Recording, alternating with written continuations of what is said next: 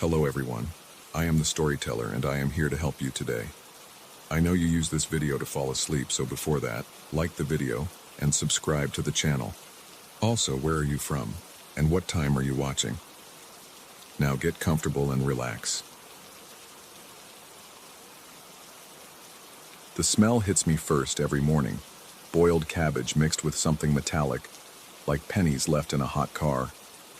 It seeps through the walls of my studio apartment, that narrow basement box I call home in Manhattan, where the windows look out onto a ventilation shaft so tight that sunlight seems like a luxury I can't afford. The previous tenant had called it cozy. I should have known better. 3 weeks ago, they gutted the apartment next door. Chemical leak, the super had explained with a shrug that suggested this kind of thing happened all the time in buildings like this. Industrial-grade cleaning, hazmat suits, the whole production. For 2 days straight, men in white suits filed past my windows like ghosts, carrying sealed containers and equipment I couldn't identify. The super had knocked on my door once to warn me about potential odors, but assured me everything was contained. Everything was not contained. The first night after they finished, I woke to that smell, cabbage and burnt metal, so thick I could taste it coating my teeth. I checked every surface in my place, the mini fridge, the hot plate, even the garbage disposal that barely worked. Nothing. The smell seemed to emanate from the walls themselves, strongest near the closet where they'd installed a peculiar door years ago.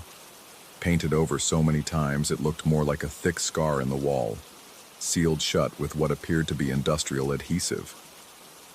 According to the building's original blueprints, the ones I'd managed to sweet-talk out of the building management office, that door shouldn't exist. The plans showed a continuous wall where the door now stood, leading to what was labeled simply as service corridor. But when I'd asked the super about it, he'd looked genuinely confused, scratching his gray beard and admitting he'd never noticed it before. Probably from renovations in the 70s, he'd said with another shrug. They did all kinds of weird stuff back then. The shadows started moving on the fourth night. I was lying in bed, staring at the ceiling and trying to ignore the smell that seemed to pulse with my heartbeat, when I noticed the darkness on the wall shift. Not dramatically, just a subtle slide from one section to another, like someone had walked past a light source I couldn't see. I turned on my phone's flashlight, sweeping it across the room, but the light revealed nothing unusual, just my sparse furniture, the sealed door, and walls painted that particular shade of off-white that suggested decades of tenants who'd given up caring. The next morning, I convinced myself it had been a trick of streetlight filtering through the narrow shaft, shadows from cars passing on the street above.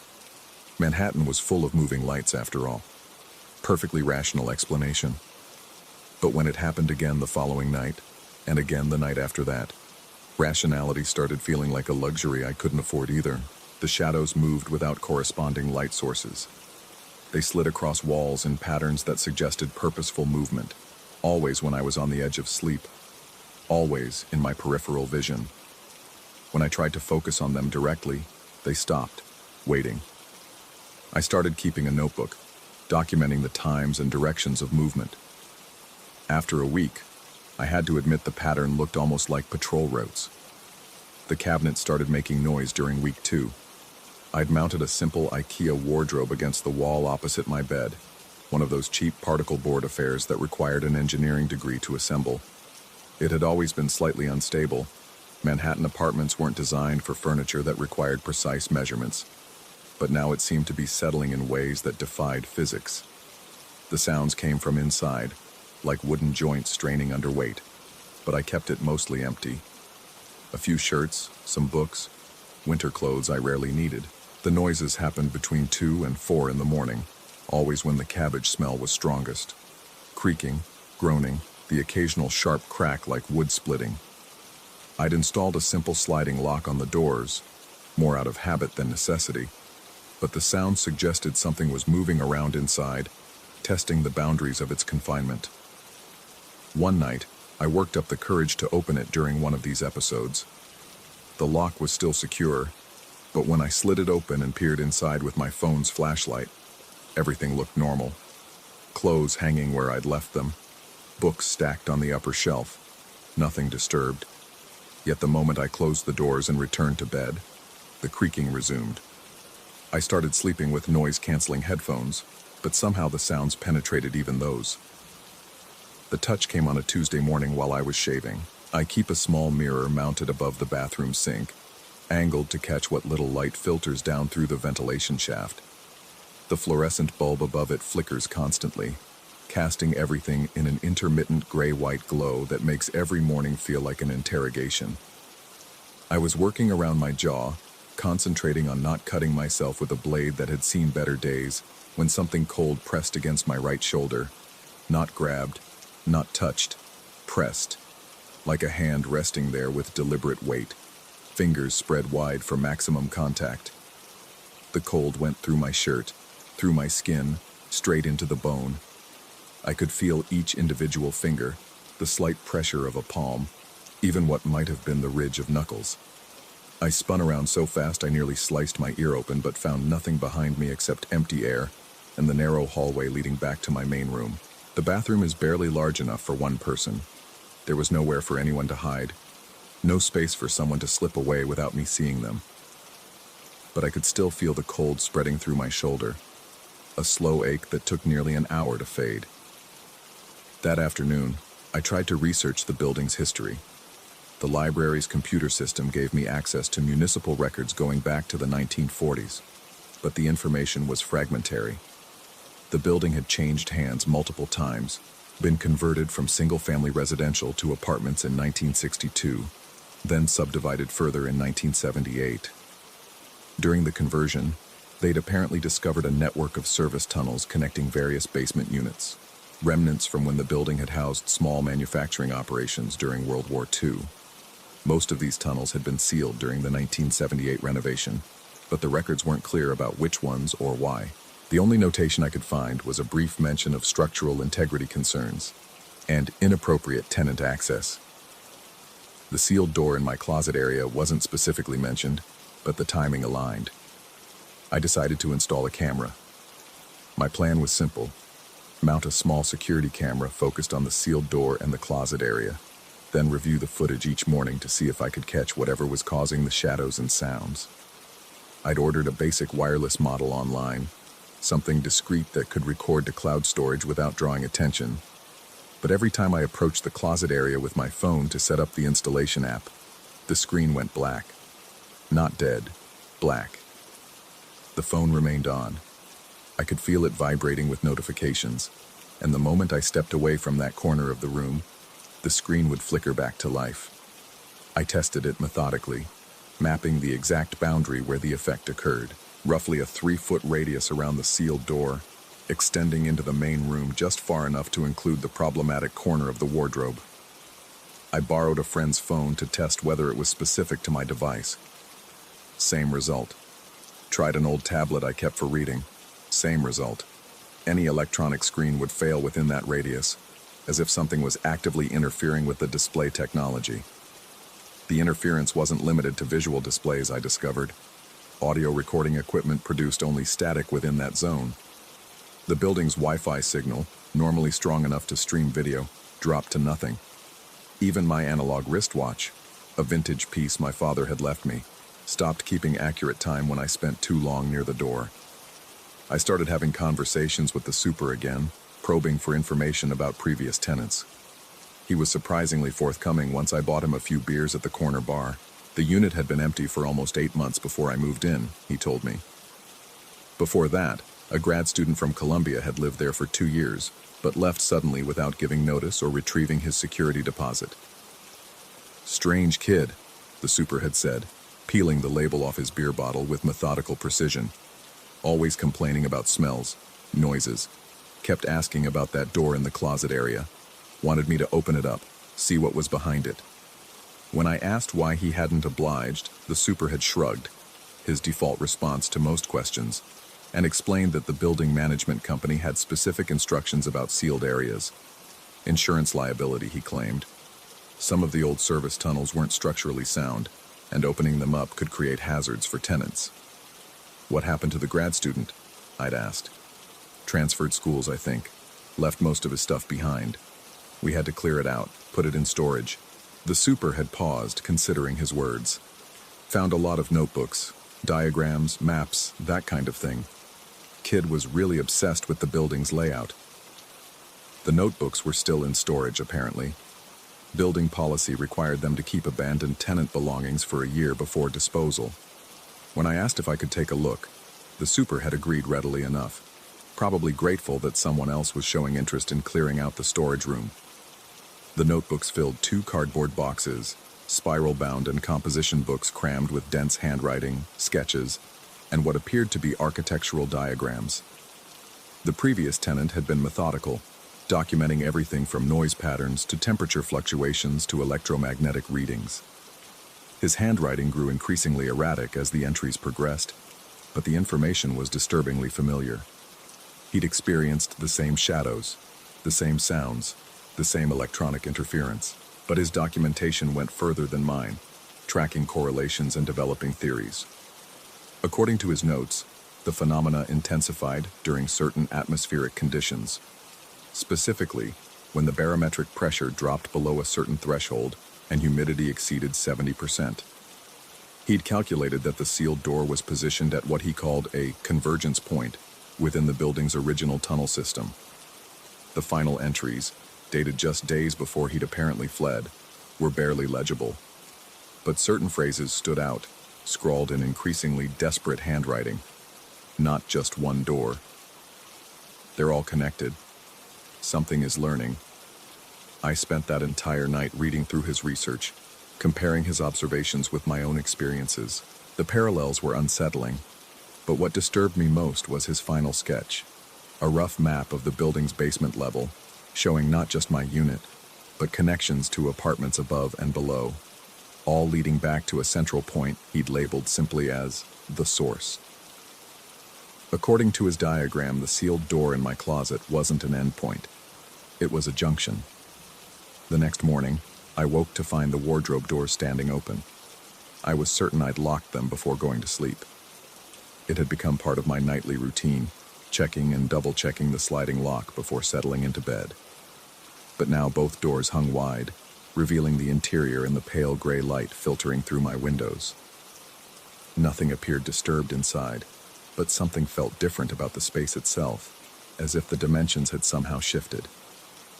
I approached slowly, noting that the electronic interference zone seemed to have expanded overnight. My phone screen flickered and died 2 feet further from the door than it had the previous day. The smell of cabbage and metal was so strong I had to breathe through my mouth to avoid gagging. As I reached out to close the wardrobe doors, I noticed something that made my hands freeze mid-motion. The back panel of the wardrobe, which should have been flush against the wall, was set slightly forward. Not much, maybe an inch or two, but enough to suggest there was space behind it. Space that shouldn't exist. I pressed my ear to the back panel and immediately wished I hadn't. There was something behind the wall. Not just the sealed door, but something else. Something that sounded like movement in a space that extended beyond what the building's blueprints indicated. Soft sounds, like fabric brushing against surfaces, or papers rustling in a gentle breeze. But there was no breeze in my apartment. I kept the windows closed to minimize the smell, and the building's ventilation system barely functioned. I spent the rest of that day researching building codes and tenant rights, trying to determine if I had any legal recourse to have the sealed door opened. The answer, unfortunately, was no. As long as the building management company claimed structural safety concerns, they could refuse access to sealed areas. My lease specifically mentioned that certain building areas were off-limits to tenants. But lease agreements, I realized, didn't prevent me from conducting my own investigation. That evening, I began carefully examining the wall around the sealed door, looking for any signs of recent work or weak points. The paint job was so thick it was difficult to determine what lay beneath, but near the floor, I found a section where the baseboard didn't quite meet the wall properly. Using a butter knife, I was able to pry up a small section of the trim. Underneath, I discovered that the wall construction wasn't what I'd expected. Instead of the standard drywall and studs typical of Manhattan apartment renovations, this appeared to be much older work, brick and mortar, probably original to the building's construction.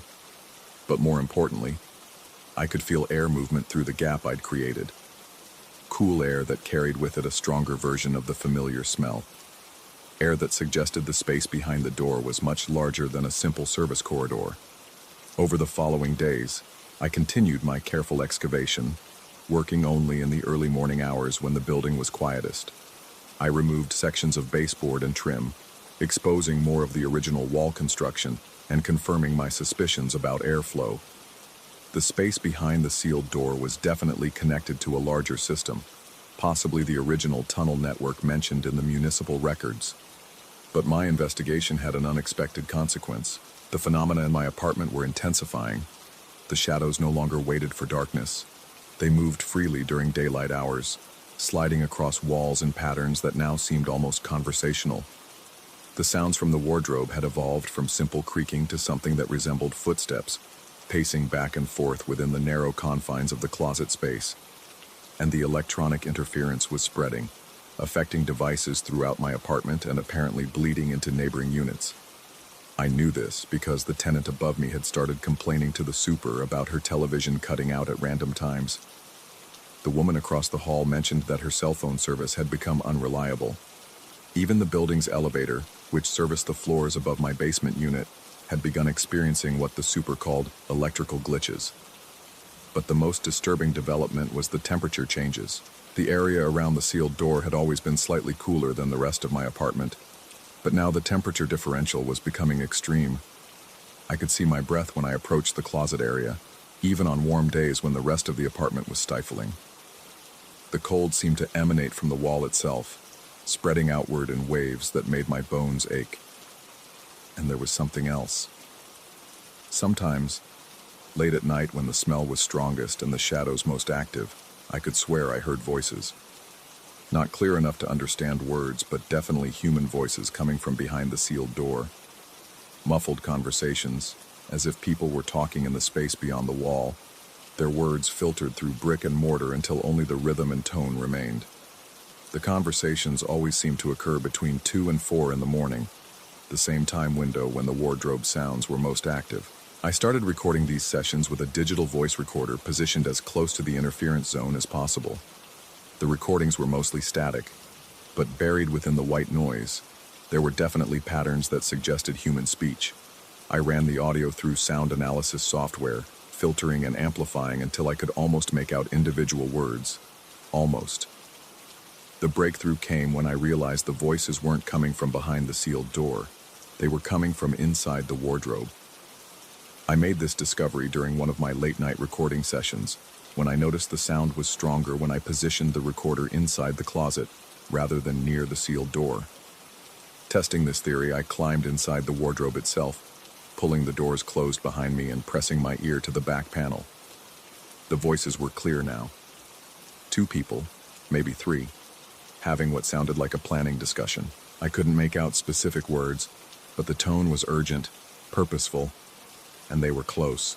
Close enough that it seemed like they were in the same room with me, separated only by the thin back panel of the wardrobe, which was impossible. According to the building's blueprints, there was nothing but solid wall behind my closet space.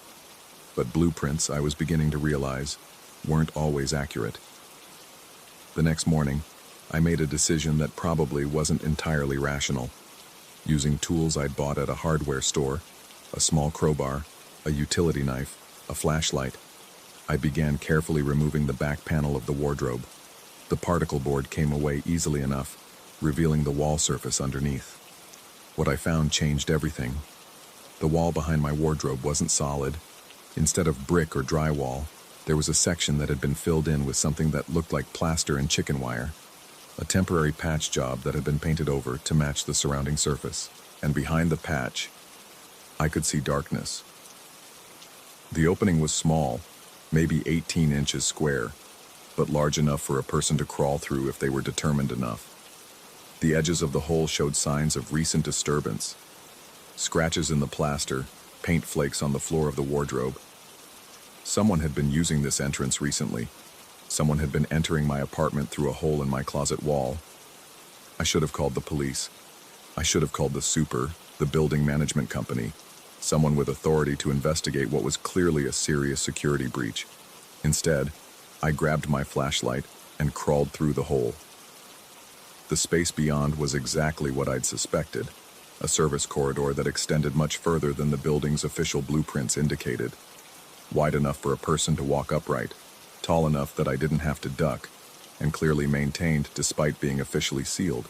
The walls were lined with pipes and electrical conduits, but everything was clean, organized, functional, and I wasn't alone. The corridor extended in both directions from my entry point, but following the beam of my flashlight to the left, I could see evidence of recent occupancy. Blankets folded neatly against one wall, camping supplies arranged with military precision, notebooks and papers organized on a makeshift table constructed from a board, and 2 plastic crates. The notebooks looked familiar. They were the same brand as the ones I'd found in storage, the ones belonging to the previous tenant who'd fled so suddenly. But these were new, filled with recent entries in handwriting I recognized. The previous tenant hadn't transferred schools. He'd never left the building. He'd been living in the sealed service corridors, continuing his research, monitoring the current tenant, monitoring me, through the hole in my wardrobe wall. As I stood there in the narrow corridor, flashlight beam playing across evidence of long-term habitation, I heard footsteps approaching from the darkness to my right.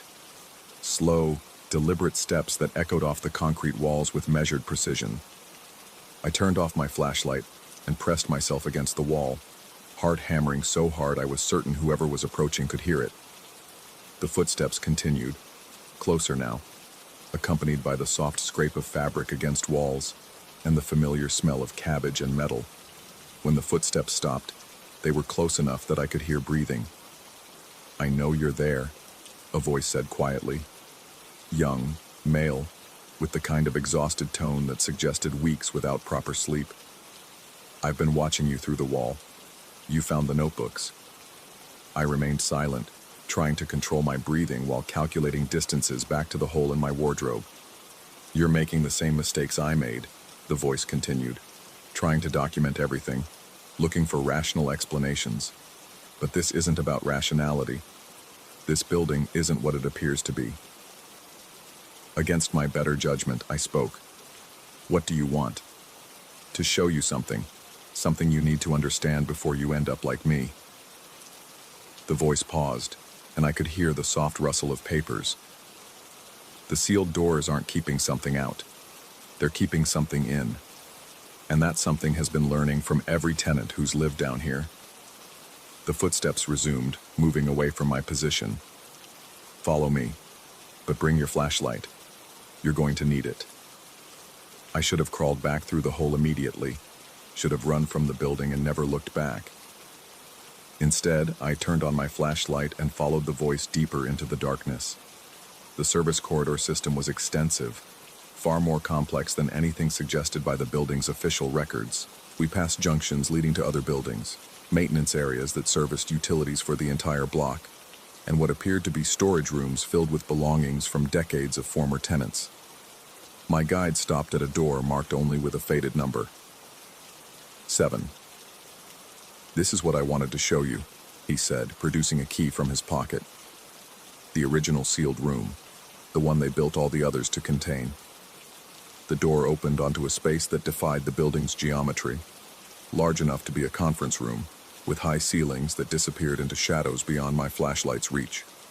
The walls were covered with writing, dates, names, observations, theories, layer upon layer of documentation spanning what appeared to be decades.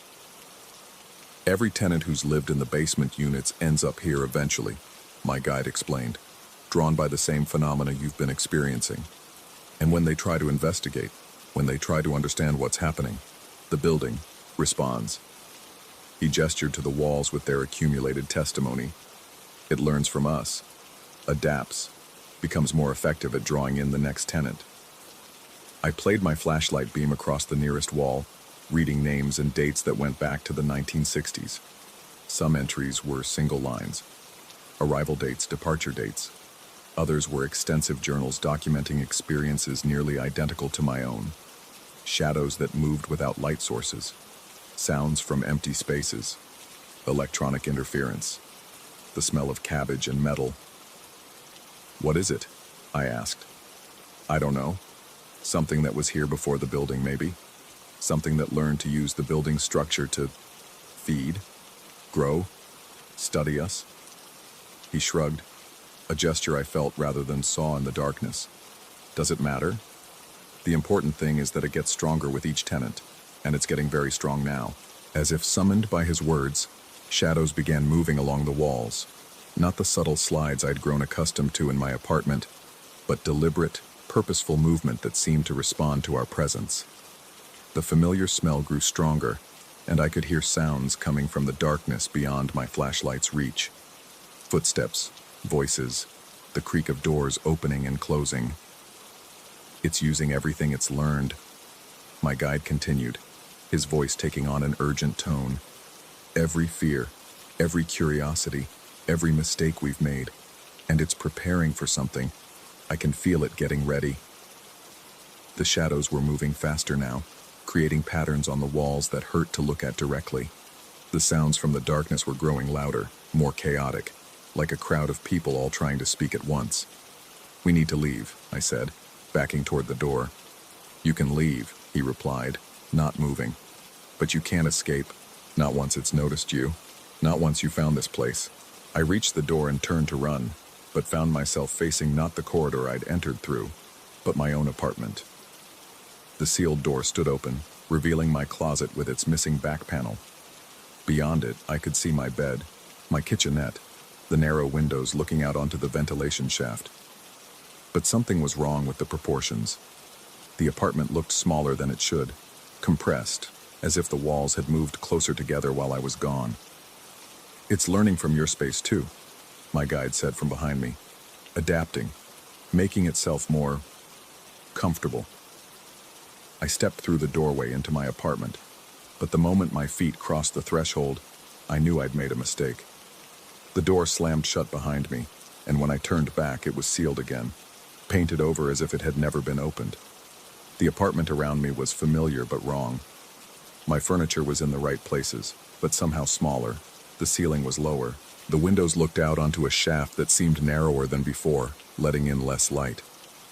And there were sounds coming from the walls now, not just the wardrobe, but from every surface.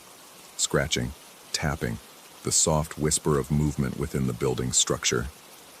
I grabbed my phone to call for help, but the screen remained black. Not just in the interference zone now, but everywhere in the apartment. Every electronic device was dead, as if the building itself had learned to drain power from anything that might connect me to the outside world. The shadows on the walls were moving constantly now, flowing like water, forming shapes that almost looked like people. And the voices were clearer, dozens of them, all talking at once, sharing observations and theories and fears in a constant overlapping murmur that seemed to come from the building itself. I understood then what my guide had been trying to tell me. The building wasn't just haunted or occupied by some supernatural entity, it was learning. It had been studying every tenant who'd lived in these basement units, absorbing their responses to fear and isolation, perfecting its ability to manipulate and contain. And I had given it everything it needed to perfect its technique. The wardrobe doors swung open, revealing not clothes and books, but a corridor that stretched into darkness. The sealed door was gone entirely now, replaced by an opening that led deeper into the building's hidden structure. And from that darkness, I could hear footsteps approaching, multiple sets of feet, walking in unison. The previous tenants were coming home. I sit here now, writing this by the fading light from windows that grow narrower each day, in an apartment that seems to shrink a little more each time I look away and back again. The walls are covered with writing now, observations and theories and desperate attempts to understand what's happening, added to the documentation of everyone who came before me. The building is patient. It's been learning for decades, perfecting its methods, preparing for something I'm only beginning to understand. And it's almost ready. I can feel it getting ready to move beyond this single building, to expand its influence to other structures, other blocks, other neighborhoods. Everything it's learned from us, our fears, our curiosity, our need to understand and document, it's going to use that knowledge to grow. The footsteps in the corridors are getting closer, the voices in the walls are getting louder, and somewhere in the darkness beyond my shrinking windows, I can hear the sound of doors opening. Not sealed doors. New doors. Doors that lead to apartments and other buildings, other basements, other narrow spaces where curious tenants might begin to notice shadows that move without light sources. The building is ready to teach others what it's learned from us. And I think it's going to be a very good teacher. Story 2. The humidity hits you first when you step out of the car. That thick, lung-coating dampness that makes your clothes stick and your skin feel like it's wrapped in plastic. I'd expected crisp mountain air, pine-scented breezes, the kind of refreshing atmosphere that would clear my head and boost my productivity. Instead, Clearwater Lake greeted me with the oppressive weight of a greenhouse in July. The rental cabin squatted at the water's edge like something apologetic, its weathered cedar shingles dark with moisture despite 3 days without rain. My laptop bag felt heavier as I climbed the porch steps, each board groaning under my weight with the particular sound of wood swollen beyond its natural state. The screen door hung slightly askew, its mesh torn in one corner where something had pushed through from the inside. I'd come here to finish the Morrison project, 3 weeks of uninterrupted coding time away from the city's distractions, the constant ping of notifications, the pressure of open-plan office surveillance, remote work in paradise, or so the listing had promised. The photos had shown sun-dappled water, a cozy interior with exposed beams, a dock stretching into crystalline depths. Reality rarely matches the marketing. The interior smelled of mildew and something else, something organic and stagnant, like the bottom of a pond. I dropped my bags on the plank floor and surveyed my temporary domain. The living room opened directly to a compact kitchen, both spaces dominated by windows facing the lake. A stone fireplace occupied one wall, its hearth blackened but cold. The furniture looked comfortable enough if you could ignore the faint water stains on the upholstery and the way the wooden coffee table's legs had warped, leaving gaps where they no longer met the floor properly. Through the lake-facing windows, the water stretched away in shades of pewter and jade, its surface broken by the occasional dimple of what might have been fish, or something else moving beneath. The far shore disappeared into a haze that seemed too thick for late afternoon, too persistent for natural fog. I unpacked mechanically, hanging clothes in the bedroom's cedar-lined closet, setting up my laptop on the kitchen table where the Wi-Fi signal showed strongest. The routine helped quiet the unease that had been building since I'd turned off the main road and followed the winding gravel track to the cabin. Isolation had its drawbacks, but I'd dealt with solitude before. This was just another workspace, albeit one with better views and worse cellular reception. The first night passed without incident, unless you counted the way my sleep felt too deep, too heavy, like diving into warm water and losing track of which way led to the surface. I woke feeling drugged, my limbs thick and unresponsive, my mouth dry despite the humidity that seemed to have intensified overnight. The windows were clouded with condensation, both inside and out, creating a barrier between the cabin and the world beyond. Work went well enough that first day. The Morrison code compiled cleanly, the database queries ran faster than expected, and I made significant progress on the user interface modules. By evening, I'd earned the luxury of a beer on the dock, my bare feet dangling in water that felt surprisingly warm for a mountain lake. That's when I first saw him. The figure emerged from the lake like something born from its depths, water streaming from a black wetsuit that seemed to absorb the dying light. At first, I thought it was just another vacationer, someone staying at one of the other cabins scattered around the lake's perimeter, maybe a diving enthusiast exploring the underwater topography. But as I watched, the figure moved with an odd, purposeful gait toward the rocky shore about 50 yards from my dock. The build suggested masculine, though the distance and gathering dusk made details impossible, crouched among the granite boulders that jutted from the water like sleeping giants. His movements were methodical, deliberate, as if searching for something specific among the stone crevices. The wetsuit made no sound that I could hear over the gentle lapping of water against the dock pilings. I called out a greeting, my voice carrying well across the still air. The figure paused but didn't turn. Instead, he seemed to sink lower among the rocks, becoming one with the shadows that pooled between them. Curious now, and admittedly grateful for any sign of human company, I pulled on my shoes and walked along the shoreline toward where I'd seen him.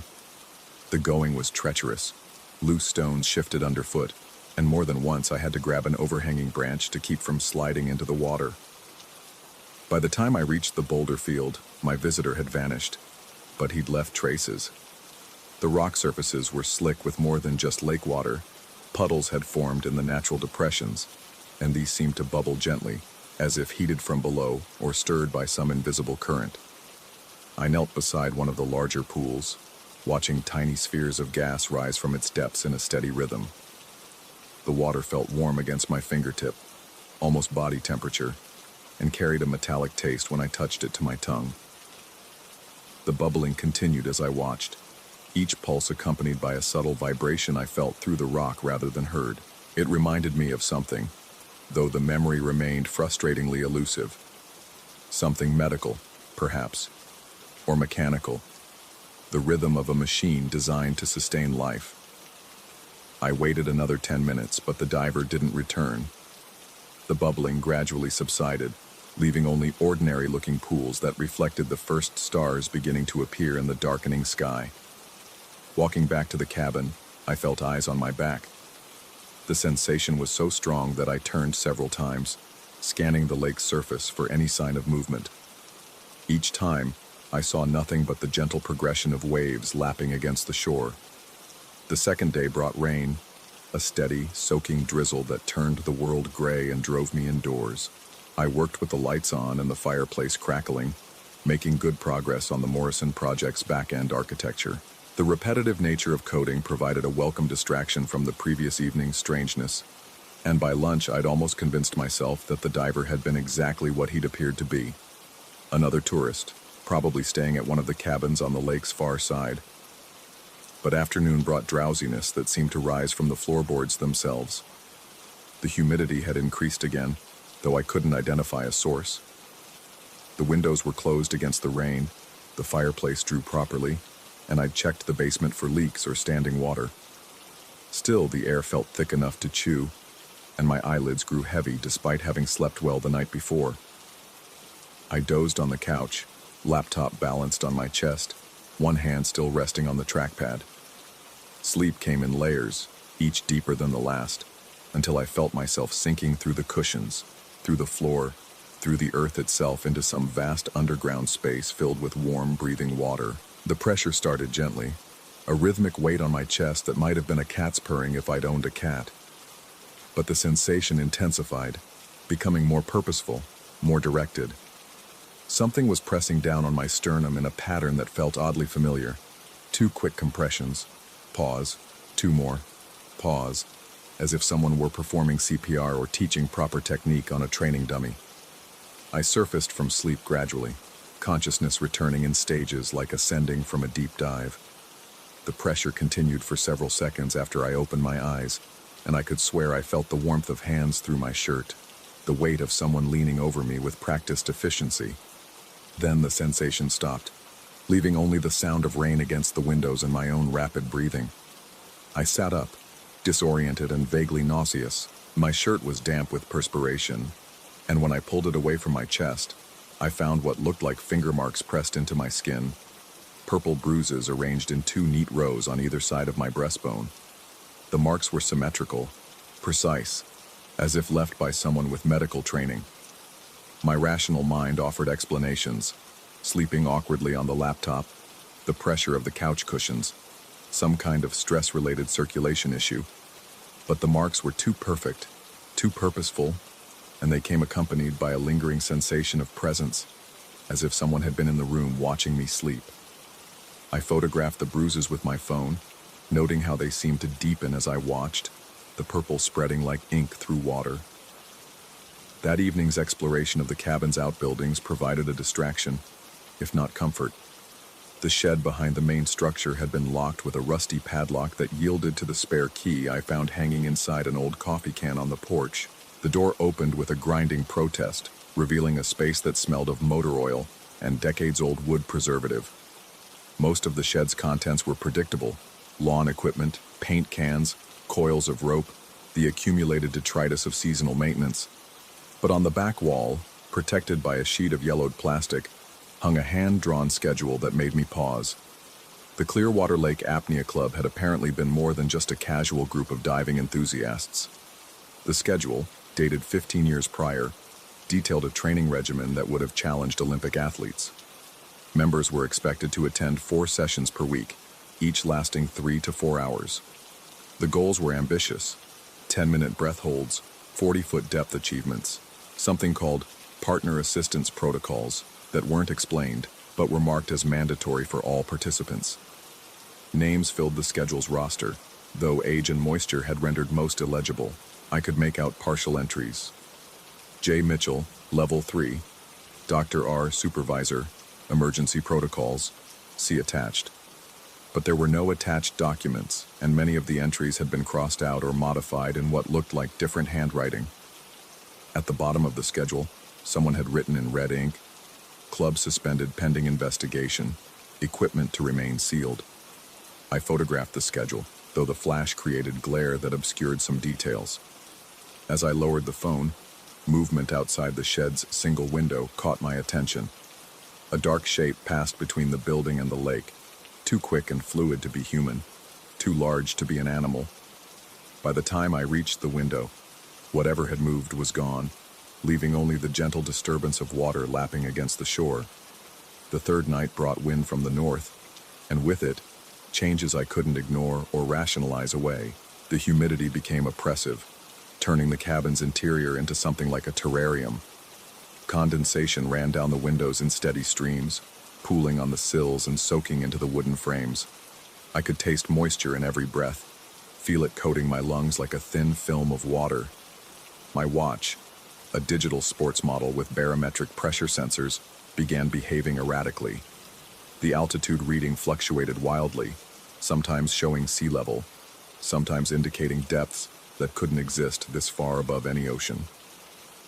The pressure readings made even less sense, jumping between values that suggested I was simultaneously at mountain elevation and several fathoms underwater. Then came the beeping. The watch's depth alarm activated without explanation, emitting the sharp, urgent tone designed to warn divers of dangerous descent rates. According to the display, I was dropping at 3 feet per minute. Despite sitting motionless at the kitchen table, the numbers continued climbing, or rather descending, until the screen showed impossible depths, pressures that would crush a human body, environments where no life could survive. I removed the watch, but the beeping continued, now seeming to emanate from the walls themselves, as if the cabin had become the hull of a submarine experiencing catastrophic decompression. That's when he appeared at the window. The diver stood just beyond the glass, water streaming from his wetsuit despite the fact that he wasn't touching the lake. His face was hidden behind a diving mask that reflected the cabin's interior lights, showing me distorted images of myself staring back. He raised one gloved hand and tapped twice against the window, not aggressive, not threatening, but unmistakably deliberate. The tapping echoed through the cabin like a depth sounder's pulse, each impact reverberating through the floor and walls with a resonance that felt too deep, too penetrating for mere knuckles against glass. The sound seemed to originate from inside my chest cavity, vibrating through my ribcage like the call of some vast underwater creature. I approached the window slowly, my rational mind cataloging impossibilities. No wet footprints led to this position. No disturbance marked the grass between the cabin and the water's edge, and the figure cast no reflection in the window's surface. Only in his mask could I see myself, multiplied and distorted into something unrecognizable. We regarded each other through the glass for what felt like hours, but was probably only minutes. The diver's head tilted slightly, as if listening to something I couldn't hear, or perhaps studying me with the clinical interest of a researcher observing a specimen. The mask's surface continued showing my reflection, but the image began to shift and change, showing me in diving gear, underwater, surrounded by the kind of absolute darkness that exists only in the deepest parts of lakes and oceans. I raised my own hand to match his gesture, and he tapped again, twice, with the same measured rhythm as the pressure I'd felt on my chest during my afternoon sleep. The sound resonated through my bones, and I understood with sudden, terrible clarity that this was not a request for company. It was a reminder. The diver stepped backward into darkness that seemed too deep for the space between the cabin and the lake. As he faded from view, the humidity in the room increased until breathing became a conscious effort, each inhalation requiring the kind of focused technique taught to deep water swimmers. My watch stopped beeping, its display now showing normal altitude and pressure readings as if nothing had happened.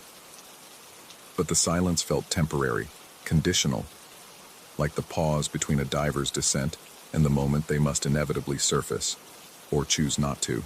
I spent the remainder of the night researching the Clearwater Lake Apnea Club, using the cabin's unreliable internet connection to search for any mention of the organization or its activities. What I found came in fragments. A brief newspaper item about a training accident at the lake 15 years prior, references to an investigation that was quickly closed, mentions of experimental breathing techniques that had attracted the attention of medical researchers before the program was voluntarily suspended. No details emerged about what had happened or why the club had disbanded. The few online mentions treated the whole affair as a minor local curiosity, something that had briefly attracted attention before being forgotten by everyone except those directly involved. But buried in the archived pages of a regional dive magazine, I found a photograph that made my hands shake as I held the phone. The image showed a group of club members posed on the dock outside my cabin. They wore diving gear identical to what I'd seen on my mysterious visitor, and their faces bore the kind of intense focus that comes from pushing human limitations beyond safe boundaries. The caption identified them as participants in revolutionary breath-hold training protocols, designed to expand human adaptation to underwater environments. Most unsettling was the final line of the caption. Club members achieved remarkable success in extended submersion exercises, with some participants remaining underwater for periods that challenged accepted physiological limitations. I enlarged the photo, studying each face with growing unease. The features were hard to make out beneath diving masks and the poor resolution of the archived image. But something about their postures, their unified stance, suggested people who had found something in the lake's depths, something they'd been reluctant to leave behind. The fourth day brought no wind, no movement of air at all. The lake's surface lay flat as polished metal, disturbed only by the occasional ring of expanding ripples that seemed to originate from its center without any visible cause. I worked inside, grateful for the distraction of code review and debugging, but found my attention drawn repeatedly to the windows. The water looked different in the motionless air, deeper somehow, as if the lake's bottom had dropped away overnight, leaving an abyss where yesterday there had been merely a mountain lake. The far shore remained visible but seemed more distant, hazed by humidity that rose from the water's surface like heat shimmer in reverse. My laptop's cooling fan ran constantly, fighting against the moisture that seemed determined to condense on every surface. I'd positioned bowls around the room to catch drips from the windows, but the water accumulated faster than seemed possible, as if the cabin were slowly sinking into some vast underground reservoir. Late afternoon brought the familiar drowsiness, but this time I resisted the urge to sleep. Instead, I walked the perimeter of the property, checking for any evidence of my nightly visitors' approach routes. The search proved futile. The grass showed no impressions, the mud at the water's edge bore no footprints, and the rocks where I'd first seen him searching revealed no new disturbances. But the pools between the boulders had returned, bubbling with renewed vigor as if fed by some underground spring. I counted 17 separate formations, each perfectly circular, each maintaining the same rhythmic pulse I'd observed before. The water in these pools remained warm despite the air temperature having dropped with the approaching evening. I collected samples in empty water bottles, though I had no clear plan for analysis. The liquid looked ordinary enough, clear, odorless, with perhaps a slightly higher mineral content than the surrounding lake water, but it felt different against my skin, somehow thicker, more substantial, as if it had been under pressure for a very long time. As darkness gathered, I positioned myself at the kitchen table with a clear view of both the lake and the approach to the cabin. I'd charged my phone and laptop, made coffee strong enough to ensure wakefulness, and prepared to document whatever happened next. The diver appeared just after midnight, rising from the lake's center in a slow, controlled ascent that seemed to take forever. This time, I could see him clearly as he approached. The methodical scissor kick of his fins, the way he moved through the water without disturbing its surface, the steady rhythm of his breathing apparatus despite the fact that he should have been holding his breath. He reached the shore and walked directly to my window, leaving no marks on sand or grass, making no sound that reached my ears. When he tapped twice against the glass, the vibration ran through the cabin's frame like a tuning fork struck at precisely the right frequency. I stood and faced him through the window, close enough now to see details that should have been impossible in the darkness. His diving gear was modern, professional-grade equipment that should have been expensive and rare, but it bore no manufacturer's markings, no serial numbers, nothing to identify its origin or ownership. The mask's surface still showed my reflection, but now the image was clearer, more detailed. I could see myself underwater, suspended in that peculiar neutral buoyancy that comes only with perfect breath control and absolute stillness. In the reflection, I looked peaceful, comfortable, as if the underwater environment were more natural than the terrestrial world I currently inhabited. The diver pointed toward the lake, then gestured to his diving gear with movements that were unmistakably instructional. He was offering to teach me something, to share some knowledge that could only be gained through direct experience. I shook my head, stepped back from the window, but the reflection in his mask followed my movement, showing me diving deeper, descending through layers of water that became progressively darker and more pressurized. In the vision, for that's what it was, I realized, I wasn't struggling or panicking. I was adapting, learning to exist in an environment where normal human physiology had no business functioning. The diver tapped once more, and this time the sound resonated through my body with such intensity that I felt my ribs flex, my lungs compress, my heart rate slow to the steady rhythm required for extended breath holds. For a moment, I experienced what it might feel like to truly belong in the depths, to find in the crushing darkness and absolute silence a kind of peace that surface dwellers could never understand. Then the sensation passed, leaving me gasping and shaken, while the diver faded once again into darkness that seemed to swallow light itself. I spent the remaining hours until dawn researching breath-hold diving, free diving techniques, the physiological adaptations that allow some humans to remain underwater for impossible durations. What I learned both fascinated and terrified me. The human body possesses latent capabilities that surface only under extreme conditions. Trained free divers can slow their heart rates to near-death levels, redirect blood flow away from non-essential organs, and enter states of consciousness that blur the line between life and something resembling hibernation. In these altered states, the normal rules of survival cease to apply. Some practitioners speak of transcendent experiences during deep dives, of encountering perspectives and insights available only in the crushing embrace of profound depths. They describe a kind of underwater meditation that transforms not just their diving abilities, but their fundamental relationship with existence itself. A few accounts mention sensations of presence during extended breath holds, the feeling of being accompanied or guided by entities that exist only in the deepest waters, beings that have learned to thrive where human physiology should fail completely. These stories are dismissed by mainstream diving organizations as hallucinations caused by nitrogen narcosis or oxygen deprivation.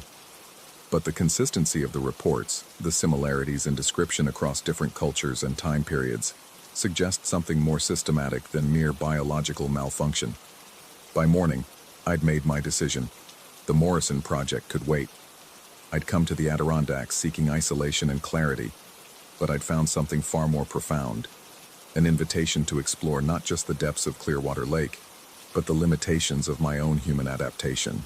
The Apnea Club's equipment remained in the shed, sealed but not destroyed. If the previous members had achieved remarkable success in extended submersion exercises, perhaps their techniques could be reconstructed, their discoveries replicated by someone with the proper motivation and preparation. I spent the day reviewing breathing exercises, studying the physiology of mammalian dive response, preparing my body for experiences that normal human training could never anticipate. The cabin's humidity no longer felt oppressive. Instead, it seemed like preparation, like gradual acclimatization to an environment where air and water became interchangeable elements. That evening, I returned to the boulder field where the diver had first appeared. The pools between the rocks bubbled more vigorously now, as if responding to my presence with increased activity. I knelt beside the largest formation and watched the steady rhythm of gas release, timing it against my own breathing until the two patterns synchronized. The water was warmer than before, almost blood temperature, and when I cupped it in my hands, it felt substantial enough to support weight. I tried floating a leaf on its surface, but the organic matter sank immediately, as if the liquid possessed greater density than normal lake water. As the sun set behind the mountains, casting the lake in shades of copper and bronze, I began to understand what the Apnea Club had discovered in these depths. They'd found a way to transcend the arbitrary limitations of terrestrial existence, to adapt human physiology for environments where normal life couldn't survive. The diver appeared again as full darkness settled over the water, but this time his approach was different, slower, more ceremonial, as if he understood that our previous encounters had been mere preparation for what was to come. He stopped at the water's edge and gestured toward the shed where the club's equipment waited. His meaning was unmistakably clear. It was time to join the lesson that had been interrupted 15 years ago. Time to complete the training that conventional authorities had declared too dangerous to continue. I found myself walking toward the shed, though I couldn't remember making the conscious decision to move. The padlock opened easily now, as if it had been waiting for the proper moment. Inside, beneath the yellowed plastic sheet, diving gear lay neatly arranged: wetsuit, mask, fins, and a rebreather system that looked far more advanced than anything I'd seen in commercial diving catalogs. The equipment fit perfectly, which should have been impossible but felt absolutely natural. As I sealed the mask against my face, my reflection in its surface showed not my own features, but those of someone who belonged in the depths, someone who had learned to find home in crushing darkness and absolute silence. The walk to the lake felt like returning rather than departing. Each step carried me further from the arbitrary constraints of surface existence and closer to a kind of freedom that could only be achieved through complete surrender to the deep. The water welcomed me with warmth that penetrated immediately through the wetsuit, equalizing pressure and temperature until the boundary between my body and the lake began to dissolve. I descended slowly, methodically, using techniques that came from muscle memory I'd never developed through conscious training. At 30 feet, 40 feet, 50 feet, my breathing apparatus adapted automatically to increasing pressure. The equipment seemed to understand my physiological needs better than I did, providing precisely the gas mixture required for each depth, each stage of the descent into true darkness. Below 60 feet, the lake's bottom disappeared into an abyss that defied the topographical surveys I'd studied. This was no ordinary mountain lake. It connected to something vast and ancient, a system of underwater chambers and passages that extended far beyond any mapped boundaries. At 70 feet, I encountered the others. They floated in perfect neutral buoyancy, members of the Clearwater Lake Apnea Club, who had never actually disbanded, never abandoned their exploration of human adaptation to underwater environments. Their training had simply progressed beyond the need for regular surface intervals, beyond the arbitrary limitation of terrestrial breathing cycles. They welcomed me with gestures of inclusion rather than words, communicating through movements that conveyed more information than speech could ever provide. In their presence, I began to understand what the club had truly discovered, not just techniques for extended breath holding, but actual physiological transformation, adaptation that allowed permanent residence in an environment where normal human biology would fail within minutes. The descent continued, guided now by companions who had spent 15 years perfecting their underwater existence. We passed through layers of pressure that should have crushed my body, through depths where sunlight had never penetrated, into chambers filled with water that breathed in rhythm with our own modified circulatory systems. Time became irrelevant in this environment. Minutes, hours, perhaps days passed as we explored the vast underwater complex that existed beneath Clearwater Lake's deceptively simple surface. The network of tunnels and chambers extended for miles, connecting to other lakes, other bodies of water where similar adaptations were taking place. I learned to navigate by echolocation, to sense pressure changes that indicated approaching obstacles or opportunities for exploration. My eyesight adapted to the absolute darkness, developing sensitivity to wavelengths that don't exist in surface environments. Most remarkably, my breathing became optional, a luxury rather than a biological necessity. The rebreather system gradually became obsolete as my lungs learned to extract oxygen directly from the surrounding water, filtering it through modified physiology that bore little resemblance to standard human anatomy. The transformation was gradual, comfortable, like growing into capabilities that had always been latent within my genetic structure. Communication with my new companions evolved beyond the limitations of human language. We shared information through direct physiological contact, exchanging memories and insights through touch that conveyed entire experiential libraries instantaneously. In their memories, I saw the true history of the lake, the ancient presence that had guided human evolution toward this inevitable adaptation. The entity that inhabited the deepest chambers was older than human civilization, a consciousness that had been waiting patiently for surface dwellers to develop sufficient intelligence and adaptability to join its underwater civilization. The Apnea Club had been merely the latest in a long series of recruitment efforts spanning millennia. Now, having achieved the necessary transformation, I understood my role in expanding this underwater community. Like my companions, I would return periodically to the surface, appearing to those with the proper potential, offering the same invitation I had received. The cycle would continue, gradually increasing the number of adapted humans who could thrive in environments that conventional science declared uninhabitable. Eventually, when sufficient numbers had been achieved, the surface world would no longer be necessary. But these realizations came much later, after I had completed the initial adaptation period and learned to exist comfortably in the crushing depths of Clearwater Lake's true extent. For now, suspended in perfect buoyancy surrounded by companions who had made the same transition, I felt only profound gratitude for the opportunity to transcend the arbitrary limitations of terrestrial existence. Above us, impossibly far above, the cabin sat empty beside a lake that appeared ordinary to casual observation. My laptop remained on the kitchen table, the Morrison project half completed, a testament to the kind of surface concerns that no longer held any relevance. Eventually, someone would investigate my disappearance, but they would find no evidence of foul play, no indication of where I had gone or why. The lake would surrender no secrets to surface-based searches, and the cabin would wait patiently for the next prospective candidate to arrive seeking isolation and clarity. The rental listing would continue attracting visitors, and among them would be individuals with the proper potential for adaptation. When the conditions were right, when the wind turned from the north and the humidity rose to exactly the proper level, I would appear at their windows, offering the same patient invitation I had received. But whether I am sharing these memories from the perspective of successful adaptation, or recording them as the final thoughts of someone whose grip on surface reality has completely deteriorated, I cannot say with certainty. The distinction has ceased to matter. What matters is the choice that awaits, floating just beyond the windows of ordinary existence, patient and eternal as the depths themselves.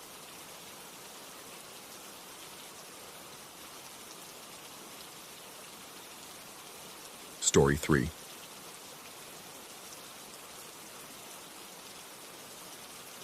The first thing you notice about living in someone else's space is how the walls remember.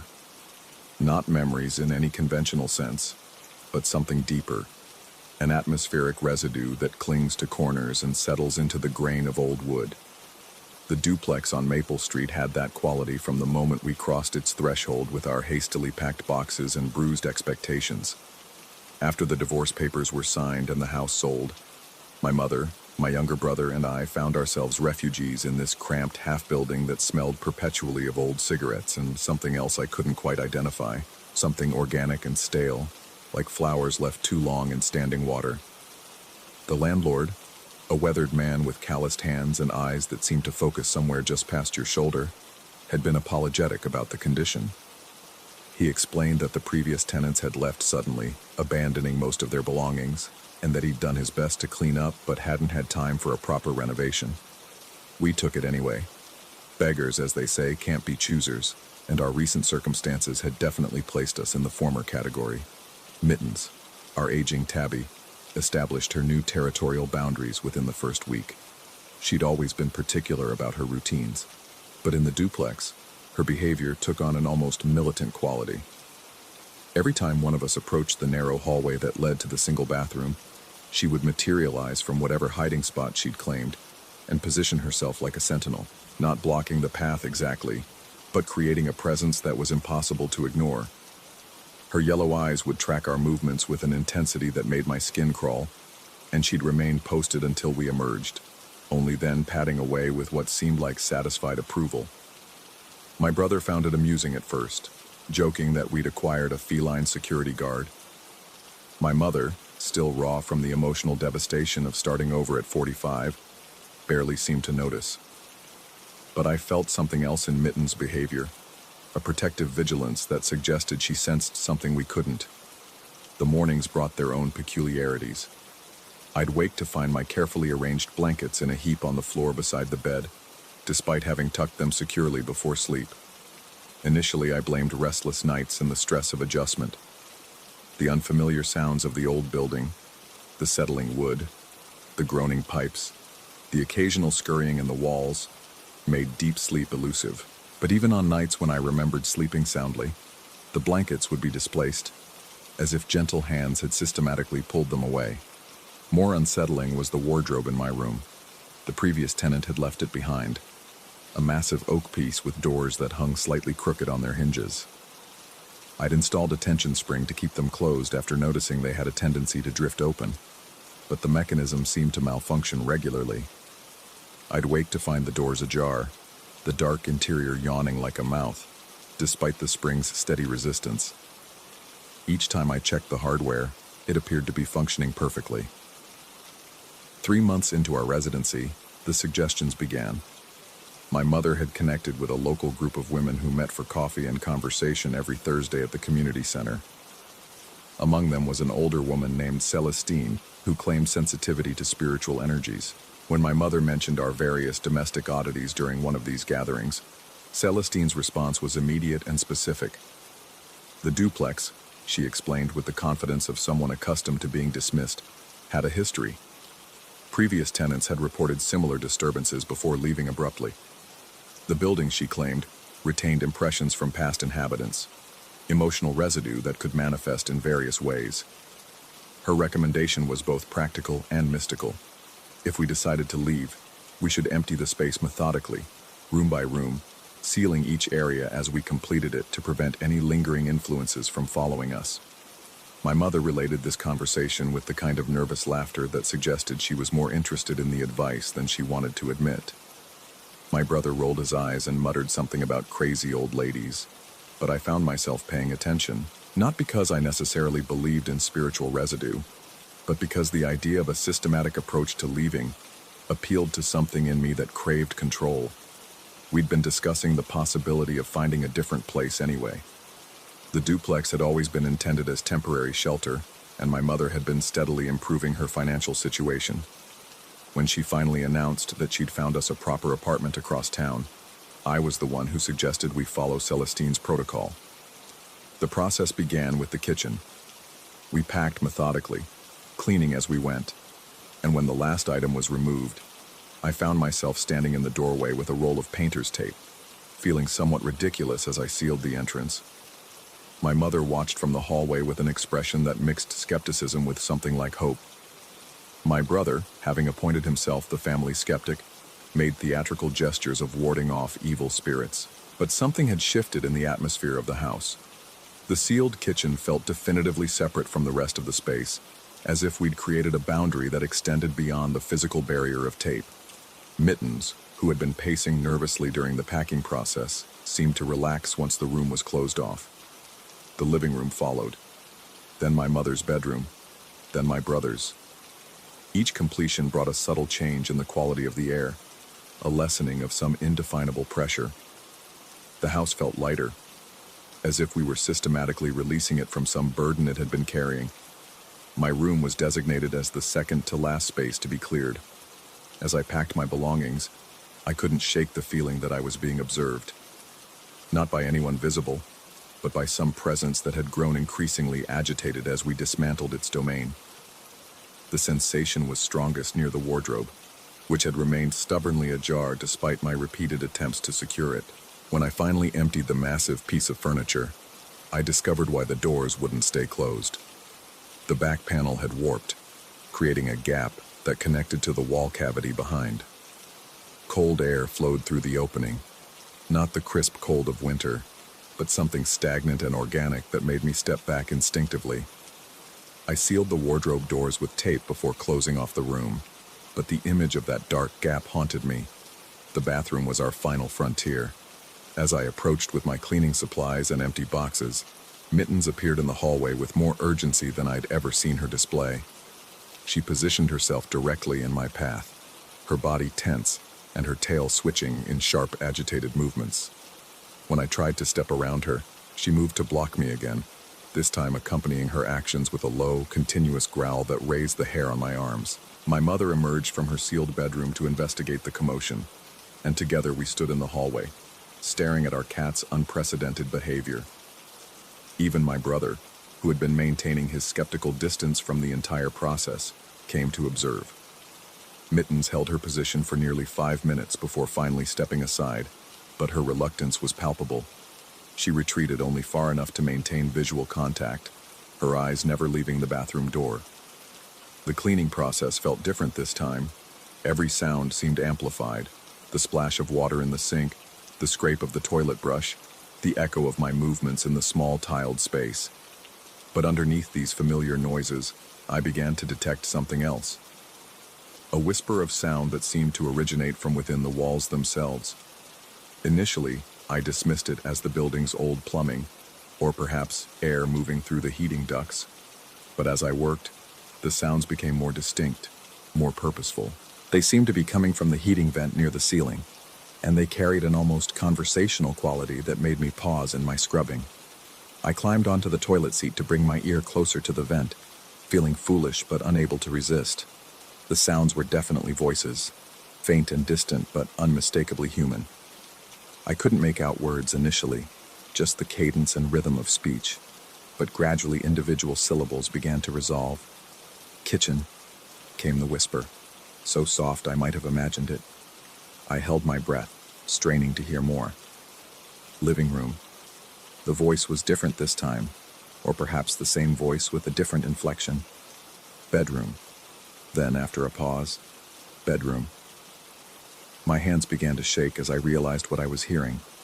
The voices were reciting the names of the rooms we'd already sealed, methodically listing our completed spaces with a kind of desperate inventory. I climbed down from my precarious position and stood in the center of the bathroom, my heart hammering against my ribs.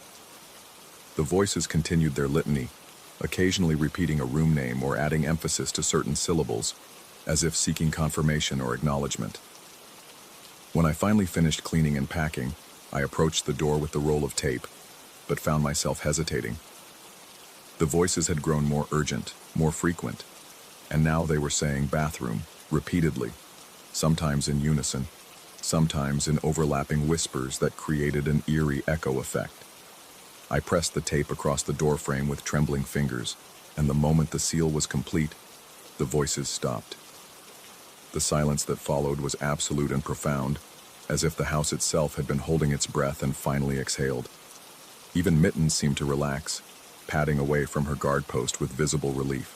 We spent our final night sleeping on air mattresses in the empty living room, surrounded by our packed belongings and the strange peace that had settled over the space. I lay awake for hours, listening for any sound from the sealed rooms, but heard nothing. The house had become genuinely quiet for the first time since we'd lived there. In the morning, as we loaded our belongings into the moving truck, I found myself looking back at the duplex with a mixture of relief and confusion. Had we actually experienced something supernatural? Or had months of stress and displacement created a shared delusion? Had the voices in the heating duct been real?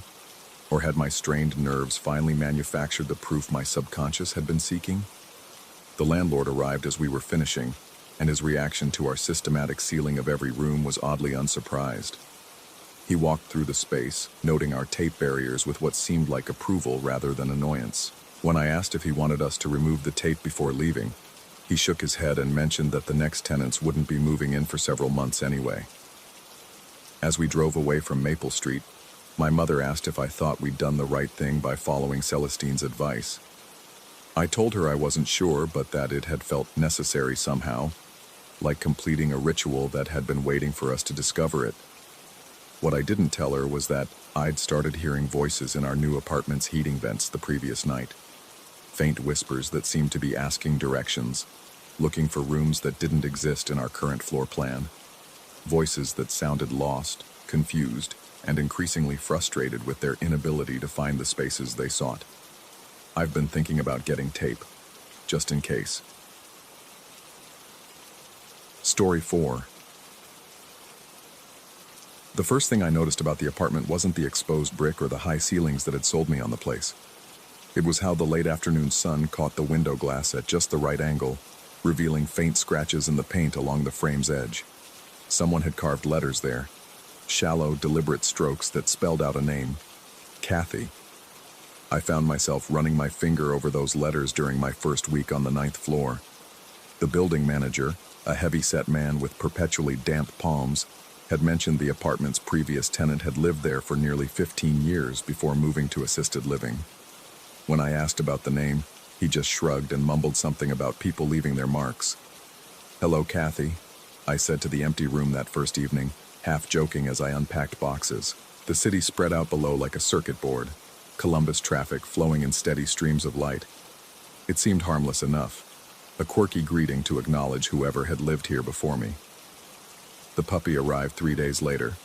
I'd been planning to get a dog for months, but the timing felt right in this new space. The German Shepherd was 8 weeks old, all oversized paws and folded ears, with intelligent dark eyes that seemed to absorb everything. I named him Ranger, though he showed little interest in responding to any name during those first few days. That first night, I set up his crate in the living room, near enough to the window that he could see the city lights. I'd read that puppies needed comfort during their adjustment period, and the gentle glow from outside seemed soothing. But around 2 in the morning, Ranger began to whimper. The sound pulled me from sleep like a hook. When I stumbled out to check on him, he was standing rigid in his crate, staring toward the window. His small body trembled, and a low growl rumbled from his throat. Not the playful warning of a puppy, but something deeper, more primal. "What is it, boy?" I whispered, following his gaze. The window looked exactly as I'd left it, closed, locked. The city lights twinkled peacefully beyond the glass, and traffic moved in its usual patterns 9 floors below. But Ranger's growl intensified, his hackles rising despite his youth. Then, as suddenly as it had begun, the growling stopped. Ranger's posture shifted entirely. His tail, which had been tucked between his legs, began a tentative wag. He looked to my right, to the empty space beside me, and his entire demeanor changed. His ears perked forward, and he made a soft, contented sound, the kind of noise he made when I scratched behind his ears. I turned to look where his attention had focused. Nothing. Just the shadowy outline of my reading chair and the bookshelf I hadn't finished unpacking. "There's nothing there," I told him, though my voice carried less conviction than I'd intended. But Ranger seemed convinced otherwise. He settled down in his crate, resting his chin on his paws with the satisfied air of a dog whose concerns had been addressed. Within minutes, he was snoring softly. I stood there for a long time, watching him sleep, and trying to shake the feeling that something had changed in the room. The air felt different, not colder exactly, but denser somehow, as if it carried weight it hadn't possessed moments before. The next morning brought the first discovery. I'd left 3 glasses on the kitchen counter the night before, water glasses I'd used throughout the day and hadn't bothered to wash. When I wandered into the kitchen for coffee, I found them lined up along the windowsill with military precision, their rims catching the early sunlight. I stared at them for a full minute, trying to recall any logical explanation. Had I moved them in my grogginess when checking on Ranger? The possibility seemed unlikely, but I couldn't think of any alternative. I lived alone, and the building's security made unauthorized entry virtually impossible. Still, I found myself checking the window latch. It was undone. The brass mechanism hung loose in its housing, though I distinctly remembered securing it the night before. It was an old-fashioned sliding bolt, the kind that required deliberate pressure to engage. There was no way it could have worked itself open. I examined the windowsill more closely and noticed something else. Two small indentations in the painted wood, roughly elbow width apart. The marks were worn smooth, as if someone had spent considerable time leaning against this exact spot. "Hello, Kathy," I murmured, and immediately felt foolish for it. Over the following weeks, a pattern emerged. Every few nights, I'd find evidence of this subtle rearrangement. Never anything dramatic, just small adjustments that suggested a careful, organizing presence. Books aligned with geometric precision on shelves, coasters arranged in perfect circles on the coffee table. Once I discovered my mail sorted by size and placed in neat stacks on the dining room table. Ranger had stopped showing any signs of distress. If anything, he seemed more settled than most puppies his age. He slept through the night without incident and showed none of the destructive tendencies I'd been warned to expect. During the day, he often positioned himself near the window, not looking out at the city, but rather sitting with his back to the glass, as if keeping something company. I began researching the building's history. Columbus had its share of older structures, and this one dated back to the 1920s, though it had been extensively renovated in the 80s. The building manager proved less helpful than I'd hoped, deflecting my questions about previous tenants with vague references to privacy policies. It was during one of these conversations that he let slip a detail that stayed with me. We were discussing building maintenance, and I mentioned the window latch in my apartment. "Yeah, that's always been finicky," he said, mopping his forehead with a handkerchief. "Previous tenant used to prop that window open all the time. Said she liked to watch the street activity. Real social type, you know? Used to organize these events, get people on different floors to wave at folks walking by, made quite a scene." "Events?" "Called them parade watching parties, though there weren't usually parades to watch. Just regular people going about their business. But she'd get half the building involved, everyone hanging out their windows, waving and cheering like there was some kind of celebration happening down there." He shook his head with fond exasperation. "People on the street started waving back. Became this whole thing for a while. What happened to her? Got too old to live alone safely. Family moved her to one of those nice places with round-the-clock care. Real shame. She had more energy than people half her age." He paused, studying my face. "Why do you ask?" "Just curious about the building's character." But that night, as I stood at the window looking down at the street, I could almost see it. Groups of people leaning out of windows, calling encouragement to strangers below, creating a momentary community out of thin air. The image felt vivid enough that I found myself scanning the sidewalks for any sign of response, any indication that passers-by might still be expecting acknowledgement from above. The glasses appeared on the windowsill again that Thursday.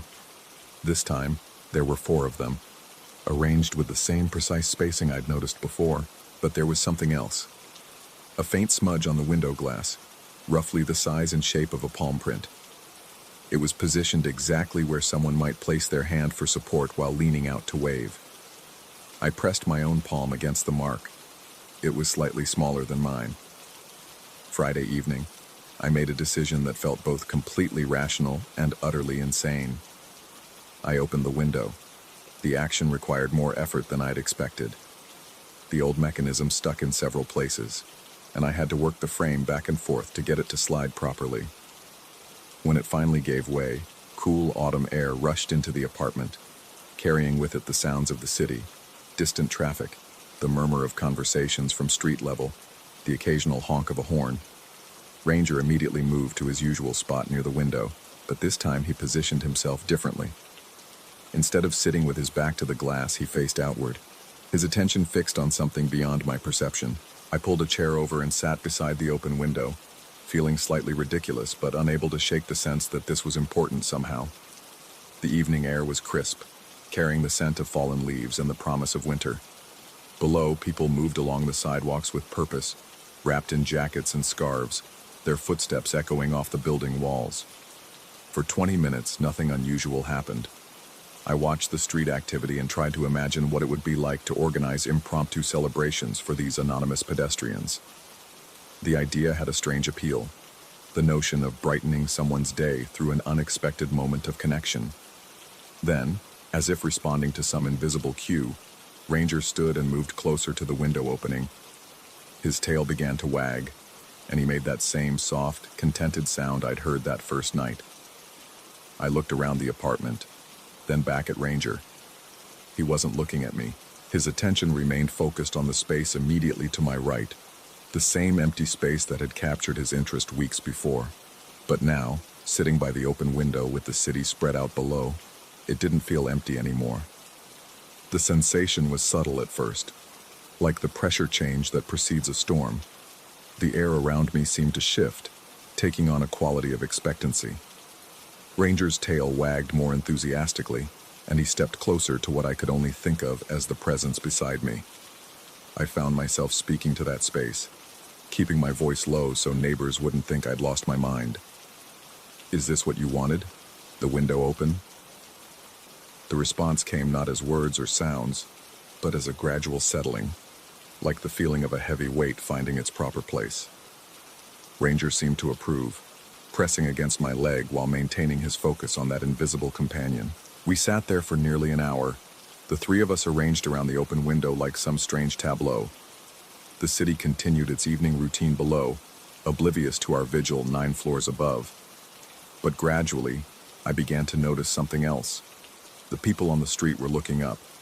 Not all of them, and not obviously, but enough to create a pattern. A woman pausing to adjust her purse would glance toward our building. A man checking his phone would raise his eyes to scan the upper floors. A couple walking hand in hand would tilt their heads back, as if responding to some half-remembered expectation. When the first person actually waved, I nearly convinced myself it was coincidence. But then another did the same thing, and another. Soon a small crowd had gathered on the sidewalk below, people pointing up at our window and calling out greetings I couldn't quite make out over the distance and traffic noise. They seemed genuinely delighted, as if they'd been waiting for this moment without realizing it. I found myself waving back, feeling both ridiculous and oddly moved by the interaction. Ranger barked once, a happy, excited sound, and several people on the street laughed and applauded. The impromptu celebration lasted perhaps 10 minutes before the crowd began to disperse, people continuing on their way with what appeared to be lighter steps and brighter expressions.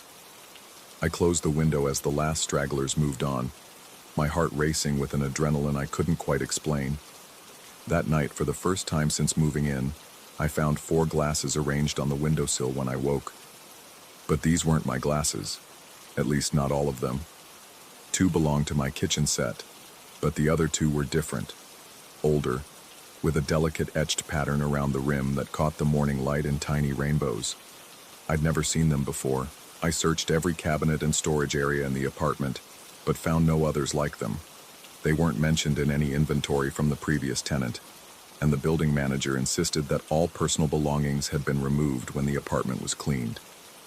Yet there they stood, perfectly aligned with my own glasses, as if they'd always belonged there. The following Friday, I opened the window again. This time, the response from the street was immediate. It seemed word had spread about the previous week's impromptu gathering, and people arrived prepared. Someone had brought a sign reading "Wave Back" in cheerful letters. A family appeared with balloons.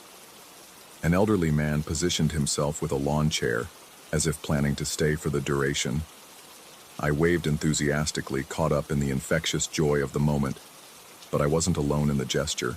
The pressure beside me intensified, and I could swear I felt the displacement of air that comes from movement, as if someone else was waving alongside me.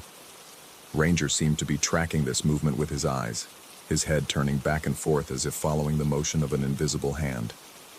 The crowd below responded with even greater enthusiasm, and I realized they might be seeing something I couldn't. Their waves weren't directed solely at me, but seemed to encompass a wider area of the window. Some people called out names I couldn't distinguish, and several held up cameras, capturing what they apparently perceived as a larger gathering than the solitary figure I knew myself to be. This pattern continued through October and into November. Every Friday evening I would open the window, and every Friday a small crowd would gather below. The group grew each week, developing into a regular community event that people planned around. Local news even ran a brief segment about the mysterious window waver who had revived an old building tradition. But I began to suspect that the tradition had never really stopped. During the week, I started paying closer attention to the window area. The elbow marks on the sill grew more pronounced, and I noticed other details. A slight depression in the carpet where someone might stand for extended periods, a worn spot on the window frame that suggested frequent contact. The glasses multiplied gradually. By Thanksgiving, 6 were arranged on the sill each morning, my 2, the 2 etched ones, and 2 others that appeared over the course of several weeks. One was heavy crystal, clearly expensive. The other was simple, clear glass, the kind that might be found in any kitchen, but with a small chip on the rim that suggested long use and careful preservation. I tried moving the unfamiliar glasses to other locations, kitchen cabinets, bedroom dressers, even a storage closet. By morning, they were always back on the windowsill, arranged with the same meticulous precision.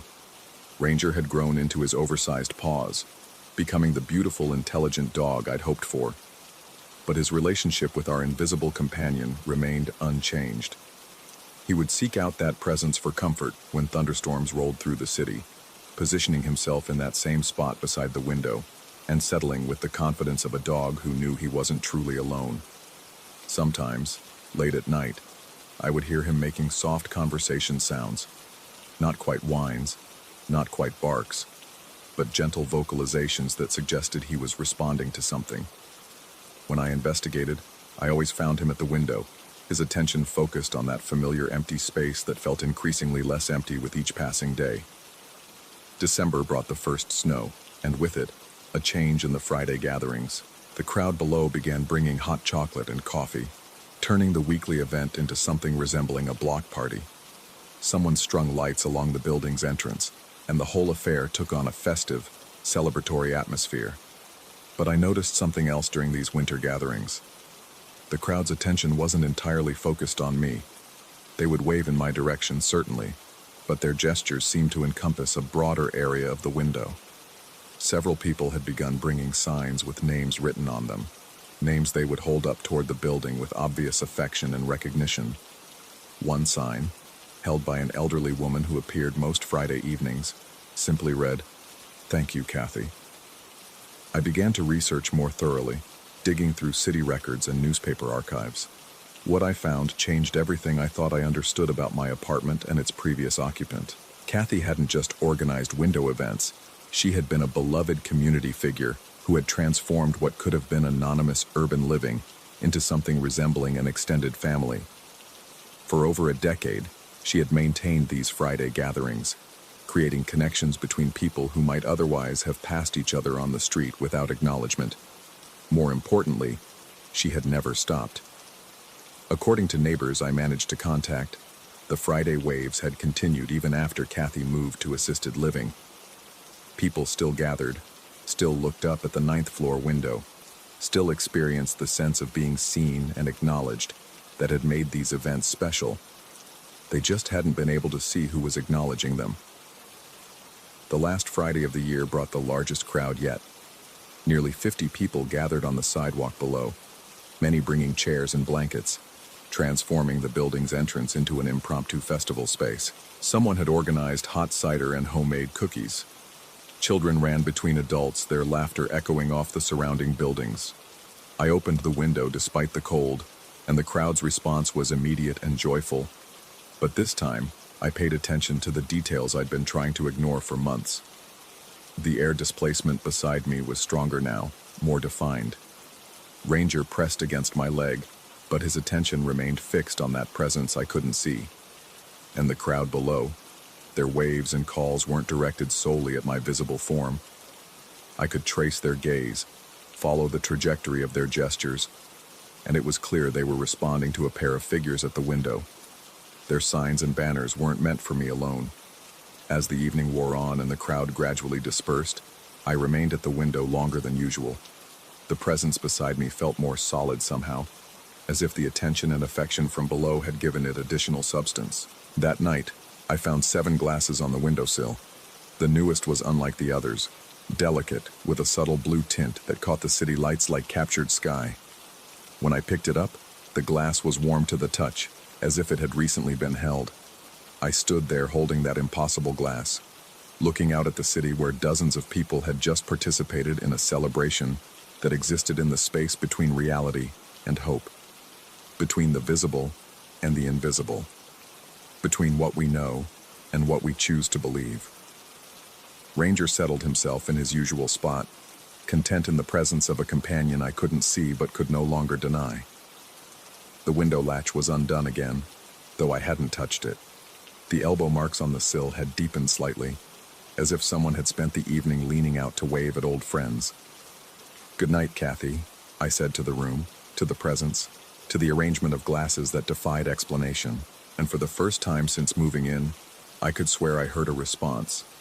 Not words exactly, but something like contentment, like gratitude, like the satisfaction of a hostess whose party had gone exactly as planned. I've lived in this apartment for over a year now, and the Friday gatherings have become as natural to me as breathing. The crowd below continues to grow, drawn by something they may not fully understand but recognize as authentic. Children who started attending with their parents now wave with the confidence of regulars. Elderly neighbors make the weekly gathering a cornerstone of their social calendars. The glasses continue to multiply, slowly but steadily. I've stopped questioning their appearance, just as I've stopped questioning the presence that arranges them with such care. Some mysteries, I've learned, are more beautiful when left unsolved. Ranger is fully grown now, a magnificent dog who serves as unofficial greeter for our weekly celebrations. He knows exactly when Friday evening approaches, positioning himself at the window with eager anticipation. His relationship with our invisible companion has evolved into something resembling partnership. They seem to coordinate their efforts, creating a welcoming atmosphere that draws people from blocks away. What I've come to understand is that some forms of community transcend the boundaries we typically accept. The people who gather below each Friday aren't just waving at a window. They're participating in something larger, something that connects them to each other and to the continuing story of this place. Whether Kathy exists as memory, spirit, or something else entirely, I no longer feel compelled to determine. What matters is that the gatherings continue, that people feel seen and acknowledged, that a tradition of kindness persists against all logical explanation. The glasses on my windowsill now number 12, representing what I've come to think of as a guest list for a party that spans the boundary between worlds. Each Friday, as I open the window and wave to the crowd below, I'm reminded that community can manifest in ways that challenge our understanding of what's possible. And sometimes late at night when the city settles into quieter rhythms, I catch myself making conversation with the space beside me, sharing details of my day with someone who may or may not be there, but who certainly feels present enough to matter. The elbow marks on the windowsill have become part of the apartment's character now, worn smooth by what I choose to believe is continuous use. The window latch remains perpetually undone, as if permanently prepared for the next gathering. I've stopped trying to rationalize any of it. Some arrangements, I've learned, are perfect exactly as they are, whether we understand them or not. Story 5. The recording device sits on my desk like an accusation, its digital display frozen at 0.0347. 3 minutes and 47 seconds of impossibility, captured in ones and zeros that my rational mind refuses to accept. Every time I press play, the same phantom footsteps crunch across that Korean hillside, measured and deliberate, while the timestamp confirms what I already know. I was standing perfectly still. It started 6 months ago, when the sunset called to us from Vol.1 Ridge. We'd been stationed at Camp Carroll for 8 weeks, long enough for the novelty of Korean barbecue to wear thin and the weight of routine to settle into our bones. The ridge overlooked the base, crowned with weathered monuments to conflicts most people back home couldn't pronounce, stone sentinels watching over a landscape that had drunk too much blood to ever truly rest. The others, Rodriguez and Chen, wanted to catch the sunset from up there. Something about getting perspective, seeing beyond the wire for once. I should have said no. Should have suggested the rec center instead, or another round of cards in the barracks. But the hills had been calling to me since we arrived, their ancient slopes whispering promises I couldn't quite hear. The climb took 20 minutes through scrub brush and granite outcroppings. War memorials dotted the path like breadcrumbs, carved tigers frozen mid-pounce, stone soldiers with eyes that followed our movement. Korean characters I couldn't read told stories I didn't want to understand. The air grew thinner as we climbed, charged with something beyond altitude. At the summit, the sunset painted the valley in shades of amber and rust. Below us, Camp Carroll spread like a geometric rash across the landscape, its orderly buildings and fence lines a stark contrast to the organic chaos of the surrounding hills. We shared a bottle of soju Rodriguez had smuggled from town, passing it between us as the light bled away. For 30 minutes, everything was perfect. Normal. The kind of moment you describe in letters home without hesitation. Then the sun disappeared behind the western peaks, and something shifted. The air turned electric, not the humid heaviness before a thunderstorm, but something sharper, more intentional. Like the atmosphere itself was holding its breath. Rodriguez felt it first, his joke dying mid-sentence as he looked around with the sudden alertness of a startled animal. Chen followed, his easy smile fading as shadows pooled in the hollows between monuments. That's when we heard the voices. Commands in Korean, crisp and urgent, echoing from somewhere in the undergrowth below. Military cadence, the universal rhythm of authority that transcends language barriers. But there was something wrong with the sound, something that made my teeth ache. The words seemed to bounce and fold back on themselves, creating impossible echoes in a landscape that should have swallowed sound. Rodriguez whispered something about night exercises, but his voice wavered. We'd been briefed on joint training operations, told to expect the occasional South Korean unit moving through the area. Still, protocol demanded we identify ourselves, make contact. We called out in our broken Korean and heavily accented English, waiting for acknowledgement that never came. The voices continued, weaving between the monuments like smoke. Sometimes they seemed to come from directly below us, other times from ridges that should have been empty. When we tried to pinpoint the source, the sound would shift, sliding away from our attention like mercury.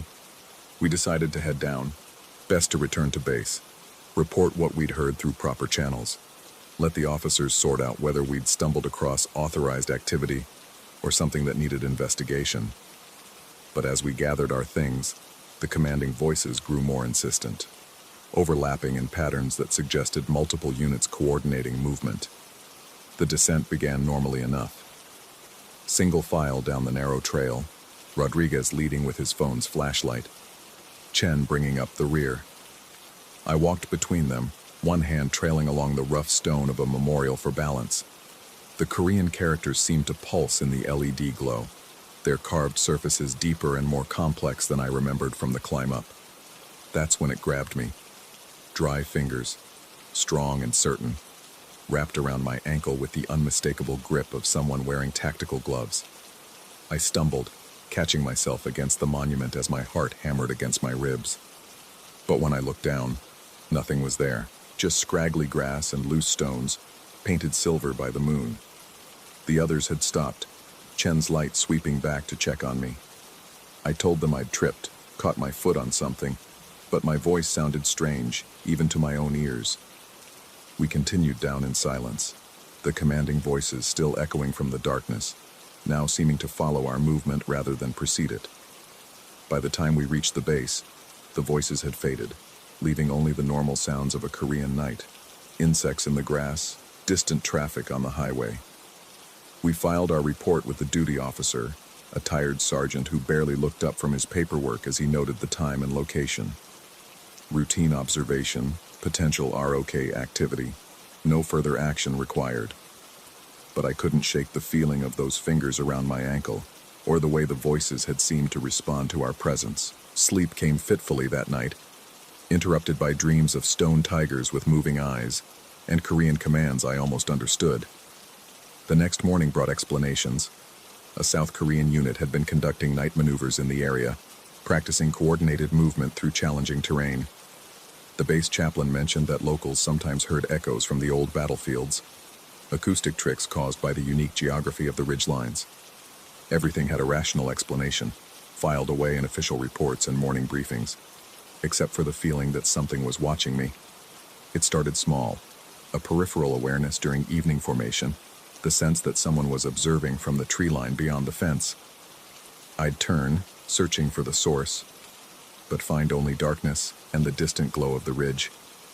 The other soldiers seemed unaffected, going about their routines with the easy confidence of people who belonged in their own skin. The dreams grew more frequent, stone monuments bleeding into military formations, Korean voices giving commands I was beginning to understand without remembering how I'd learned the language. I'd wake with fragments of meaning clinging to my consciousness like spider webs, movement orders, tactical positions, objectives that made no sense in daylight. Rodriguez and Chen noticed my distraction during training exercises. My responses to verbal commands became sluggish, confused, as if I was waiting for instructions in a different language. The sergeant major pulled me aside for a conversation about focus and commitment, his words barely registering over the sound of distant voices that seemed to emanate from the hills themselves. 3 weeks after our sunset expedition, I returned to the ridge alone. The official reason was personal fitness, a solo hike to clear my head and regain focus. I logged my route with the duty office, carried proper gear, followed all protocols, but tucked into my pack was a digital voice recorder, a cheap device I'd ordered online with the vague idea of documenting whatever was happening to me. The climb felt different in daylight, longer somehow, though the distance remained the same. The monuments appeared larger, their carved details more intricate than I remembered. Korean tigers snarled with fresh ferocity, their stone claws seemingly deeper, more threatening. The soldiers' faces bore expressions of grim determination that I hadn't noticed before, their eyes tracking my movement with uncomfortable precision. At the summit, I activated the recorder and placed it on the flat surface of the central memorial. The device hummed quietly, its red LED confirming that it was capturing whatever sounds existed beyond human perception. I stood perfectly still for 5 minutes, barely breathing, listening to the whisper of wind through grass and the distant rumble of helicopters from the base. Nothing extraordinary happened. No voices, no electric air, no phantom touches. Just a man standing alone on a Korean hillside, talking to a machine that would soon prove him either right or insane. The playback came that evening, after evening chow and before lights out. I sat in the empty rec room with headphones, prepared to hear 5 minutes of wind and aircraft noise that would put my growing paranoia to rest. Instead, I heard footsteps. Clear, deliberate, unmistakably human footsteps crossing gravel and loose stone. The sound began 30 seconds into the recording, continued for nearly 3 minutes, then faded as abruptly as it had started. Measured steps, the pace of someone on patrol, someone with purpose and authority. But I had been standing motionless the entire time. I played the section back dozens of times, analyzing every nuance of the sound. The footsteps had weight, substance, the kind of acoustic signature that came from actual boots on actual ground, not a recording glitch, not interference from radio traffic, not the product of wind or settling stones. Someone, or something, had been walking around me while I stood frozen on that monument. The recording changed everything and nothing. I had proof of the impossible, but proof that only raised more questions. Who had been walking? Why couldn't I hear them in real time? What did they want with a hillside crowded with war memorials and crowned with the ghosts of old conflicts? Sleep became irregular, interrupted by the sound of footsteps that existed only in digital memory.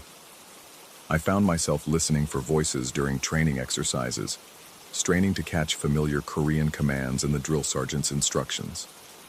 The boundary between memory and perception began to blur, leaving me uncertain whether I was remembering dreams or dreaming memories. Rodriguez asked if I was feeling all right. Chen mentioned that I'd been talking in my sleep, muttering what sounded like Korean phrases. The base medical officer suggested stress counseling, possible adjustment disorder related to overseas deployment, standard recommendations for standard problems, none of which addressed the growing certainty that something was trying to communicate with me. The voices returned a month later, not on the ridge but during evening formation. While the company stood in neat ranks listening to the daily briefing, I heard Korean commands whispered beneath the English words. Tactical instructions, movement orders, preparations for an advance that existed only in my increasingly fractured perception. But here's what troubles me most. I was beginning to understand them, not through formal study or language training, but through some deeper recognition that bypassed conscious learning. The commands made sense on a level below thought, triggering responses I didn't remember developing. When the phantom voices ordered movement to the north, my feet shifted unconsciously in that direction. When they called for defensive positions, my shoulders tensed into a crouch I'd never been taught. Last week, I made a discovery that changed everything. While researching the history of Vol.1 Ridge, I found references to a Republic of Korea unit that had been stationed in the area during the 1970s. Their mission involved mountain warfare training, with particular emphasis on night operations and coordinated movement through difficult terrain. According to the records, they conducted regular exercises on the ridge itself, using the war monuments as navigation points and tactical objectives. The unit was deactivated in 1979 following a training accident. 7 soldiers died when a coordinating exercise went wrong during a night maneuver, their bodies found scattered across the ridge in a pattern that suggested confusion and disorientation. The official report blamed equipment failure and communication breakdown, but surviving witnesses described something else. Voices in the darkness giving contradictory orders, commands that led the soldiers away from safety and into danger. The base was closed 6 months later. The area remained off-limits for nearly 2 decades before being reopened for the current U.S. installation. But locals reported continued disturbances on the ridge. Voices in the night, the sound of boots on stone, the sense of being watched by eyes that no longer belong to the living. I'm writing this report 3 days before my scheduled rotation home. Tomorrow, I plan to return to the ridge one final time, with better recording equipment and a clearer understanding of what I might find there. The voices have been calling more frequently, their Korean commands growing more insistent, more specific. They want something from me, or perhaps they want to give me something. Either way, I need to know. The others think I'm suffering from deployment stress, isolation anxiety, the normal psychological wear of extended overseas service. They might be right. Mental health professionals would probably diagnose what I'm experiencing as auditory hallucinations, possibly complicated by cultural displacement and the stress of military service in a foreign environment. But the recording doesn't lie. 3 minutes and 47 seconds of impossible footsteps, captured in digital clarity that no amount of rational explanation can dismiss. Someone was walking around me on that hillside, someone whose presence exists only in electronic memory and whispered commands that grow stronger each day. I've learned enough Korean now to understand what they're saying. The voices aren't giving orders, they're asking for help. 7 soldiers lost in darkness, calling out coordinates that lead nowhere, requesting backup that never comes. They've been trying to find their way home for 45 years, trapped in an exercise that never ended, following commands that echo across decades. Tomorrow I'm going to try to answer them. The sun is setting now, painting the hills in familiar shades of amber and rust. From my barracks window, I can see Vol.1 Ridge silhouetted against the dying light, its monuments standing like sentinels over secrets too heavy for stone to bear. Soon, it will be dark enough for voices to carry clearly across the distance, and I'll listen for the Korean commands that have become as familiar as my own name. The recording device sits ready on my desk, its battery fully charged, its memory empty and waiting. Tonight, I'll capture more than footsteps. Tonight, I'll find out whether the voices are calling me home, or asking me to join them in their eternal patrol of a hillside that remembers everything and forgives nothing. The electric feeling is building in the air again, sharp and intentional, like the atmosphere before a storm that will never break. In the distance, carried on wind that seems to blow from somewhere outside of time, I can hear the first whispered commands of the evening formation. They're calling my name now, in Korean I never learned but somehow understand. Soon, I'll know whether I'm answering ghosts or becoming one. Story 6. The first time I saw her, I thought exhaustion was playing tricks on my mind. London had been grinding me down for 3 weeks straight, back-to-back client meetings, cramped hotel rooms, and the constant weight of being away from home. That Thursday night, I'd finally returned to the room with shopping bags full of souvenirs for my girlfriend, who was visiting for the weekend. She'd arrived that afternoon, jet-lagged and beautiful, and had fallen asleep within minutes of hitting the bed. I must have dozed off around midnight. What woke me wasn't sound but movement. The subtle shift of air in a small space, the whisper of plastic bags being disturbed. Without my glasses, the world blurred into soft edges and uncertain shapes, but I could make out a figure crouched by the foot of the bed where I'd left the shopping bags. The woman was wrong in ways I couldn't immediately articulate. Her edges seemed indistinct, as if she were made of gray smoke that had learned to hold a human shape. She moved with deliberate precision, her hands, if they were hands, sorting through receipts and packages with the methodical care of someone conducting an inventory.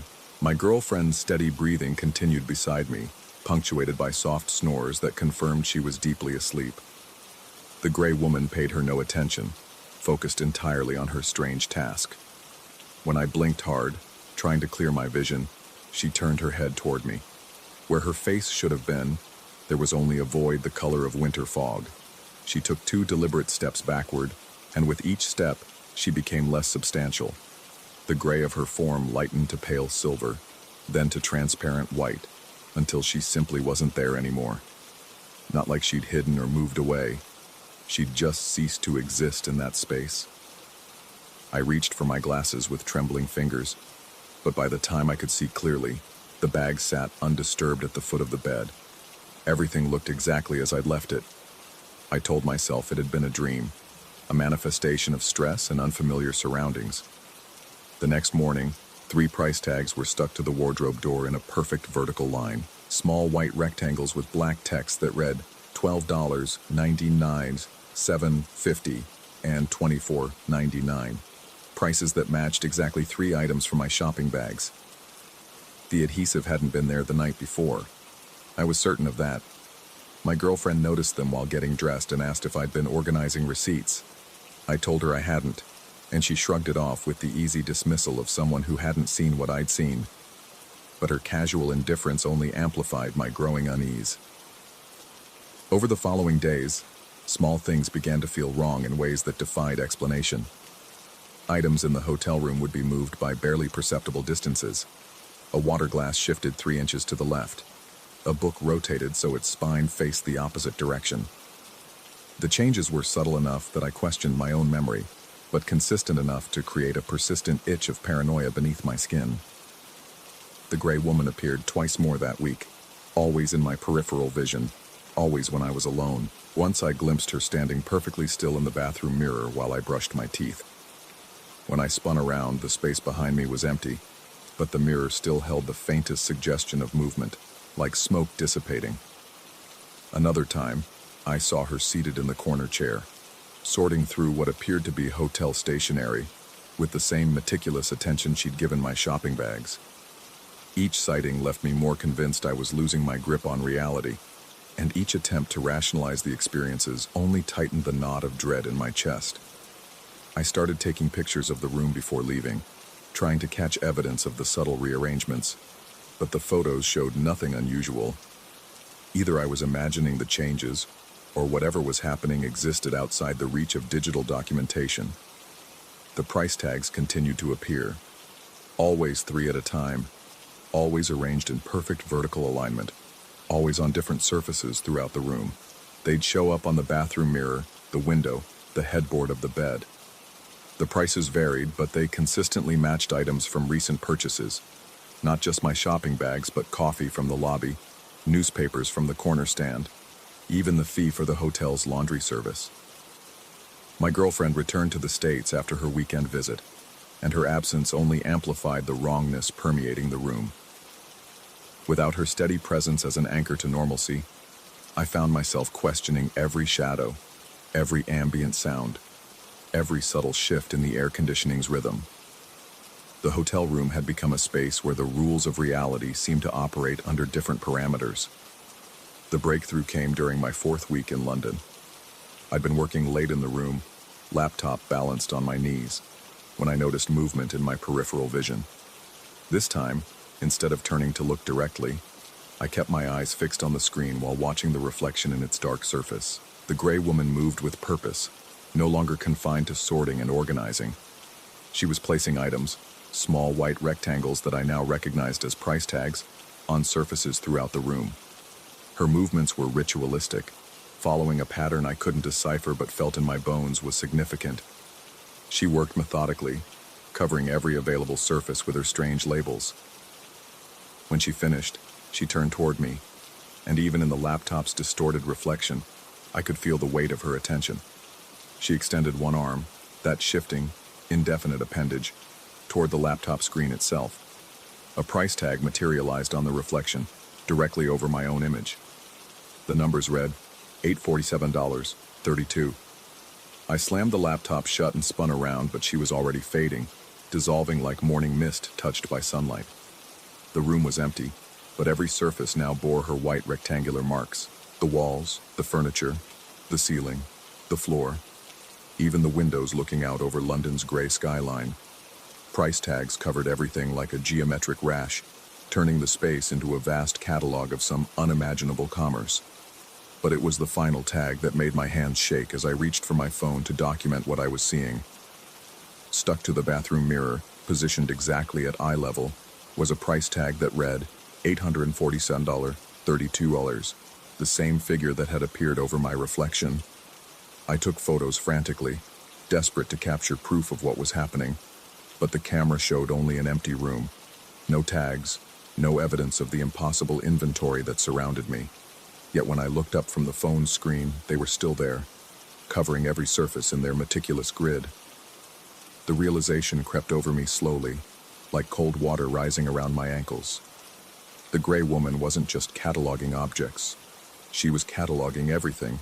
The room, the contents, the space itself, and now, apparently, me. I packed within an hour, throwing clothes and documents into my suitcase with shaking hands. The price tags remained visible until the moment I stepped into the hallway, then vanished as if they'd never existed. The room looked perfectly normal again, ready for the next guest, ready for the next inventory. 3 days later, back home and trying to convince myself it had all been some form of stress-induced hallucination, I found a package waiting on my doorstep. No return address, no shipping labels, just a small cardboard box wrapped in brown paper. Inside was a single price tag, larger than the others, with crisp black text that read $847.32. Beneath the price, in smaller print, were the words, "Paid in full." I carry that tag with me now, tucked in my wallet behind my driver's license. Sometimes, in quiet moments, I take it out and study the precise printing, the clean edges, the way the adhesive back has never lost its tackiness, despite being handled countless times. It serves as proof that something happened in that London hotel room, even if I can't explain what. But lately I've begun to notice other things. Small items in my apartment shift position when I'm not looking. Receipts appear in my jacket pockets for purchases I don't remember making. And sometimes, in the bathroom mirror while shaving, I catch glimpses of movement that shouldn't be there. Yesterday I found 3 price tags stuck to my bedroom wall in perfect vertical alignment. The prices read $15, $67, $3.99, and $847.32. The last one, my price, remains constant, but the others change daily, cataloging transactions I can't identify in an economy I don't understand. I've started sleeping with the lights on, not because I'm afraid of the dark, but because I'm afraid of what might be conducting business in it. The gray woman's inventory continues, and I'm beginning to suspect that being paid in full doesn't mean the transaction is complete. It means I'm permanently listed in her catalog, marked and priced and ready for collection whenever the sale is finalized. The price tags keep appearing, and I keep documenting them, though I'm no longer sure if I'm gathering evidence of supernatural visitation or tracking the progress of my own unraveling mind. The distinction matters less each day. What matters is the growing certainty that something is taking inventory of my life, piece by piece, moment by moment, assigning value to experiences and memories I thought were mine alone. And somewhere in the gray spaces between sleeping and waking, between real and imagined, the woman continues her work. The bill will come due eventually, It always does. Until then, I wait and watch the price tags multiply and wonder what currency she'll accept when the final accounting is complete.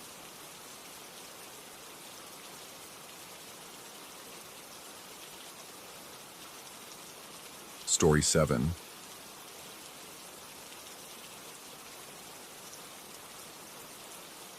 The first time I felt it, I thought it was my imagination. That phantom pressure on my collarbone, light as breath but deliberate as a conductor's baton. It happened during the opening measures of Beethoven's Sonata No. 14, the one everyone calls Moonlight, though Beethoven himself never used that name. The touch came exactly as my fingers found the triplet accompaniment in the left hand, those rolling C-sharp minor arpeggios that seemed to emerge from silence itself. I stopped playing immediately, my hands lifting from the keys as if the piano had suddenly grown hot. The apartment around me held its breath. No traffic from the street below, no footsteps from the unit above, just the lingering vibration of the last note I'd played, hanging in the air like incense. The digital clock on my nightstand read 11:47 p.m. Too late, certainly, for a Thursday night in this building, where the walls were thin and tolerance thinner still. But the residents had grown accustomed to my nocturnal practice sessions over the past 3 months since I'd moved in. The elderly man next door, who I knew only as a shuffling presence in the hallway, had even mentioned that he enjoyed listening to the music. At least, that's what I believed he'd said during our brief encounter near the mailboxes. His English was heavily accented, and my Portuguese was non-existent, leaving us to communicate in gestures and smiles. The building superintendent had been less accommodating. During our first meeting, when I'd asked about noise policies and practice hours, he'd stared at me with an expression I couldn't quite read. His weathered face, marked by years of Brazilian sun, had remained impassive as he'd explained the building's rules in careful, measured English. "The woman before you," he'd said, gesturing toward my apartment door. "She played piano also. Always the same song, always late at night. She lived here 15 years. Never complained, never had complaints." He'd pause then, studying my face as if searching for something specific. "She tuned that piano herself, you know. Never needed help from anyone." I'd found this information curious rather than concerning. The piano, a modest upright Yamaha, had indeed been left behind by the previous tenant. The rental agent had mentioned this as a selling point, though she'd seemed eager to move past the topic when I'd asked about its condition. It was perfectly tuned when I'd first played it, which had struck me as fortunate given that I'd been expecting to pay for professional tuning after the move. Now, sitting in the darkness with the memory of that impossible touch still warm on my collarbone, I wondered what other details about my predecessor I hadn't been told.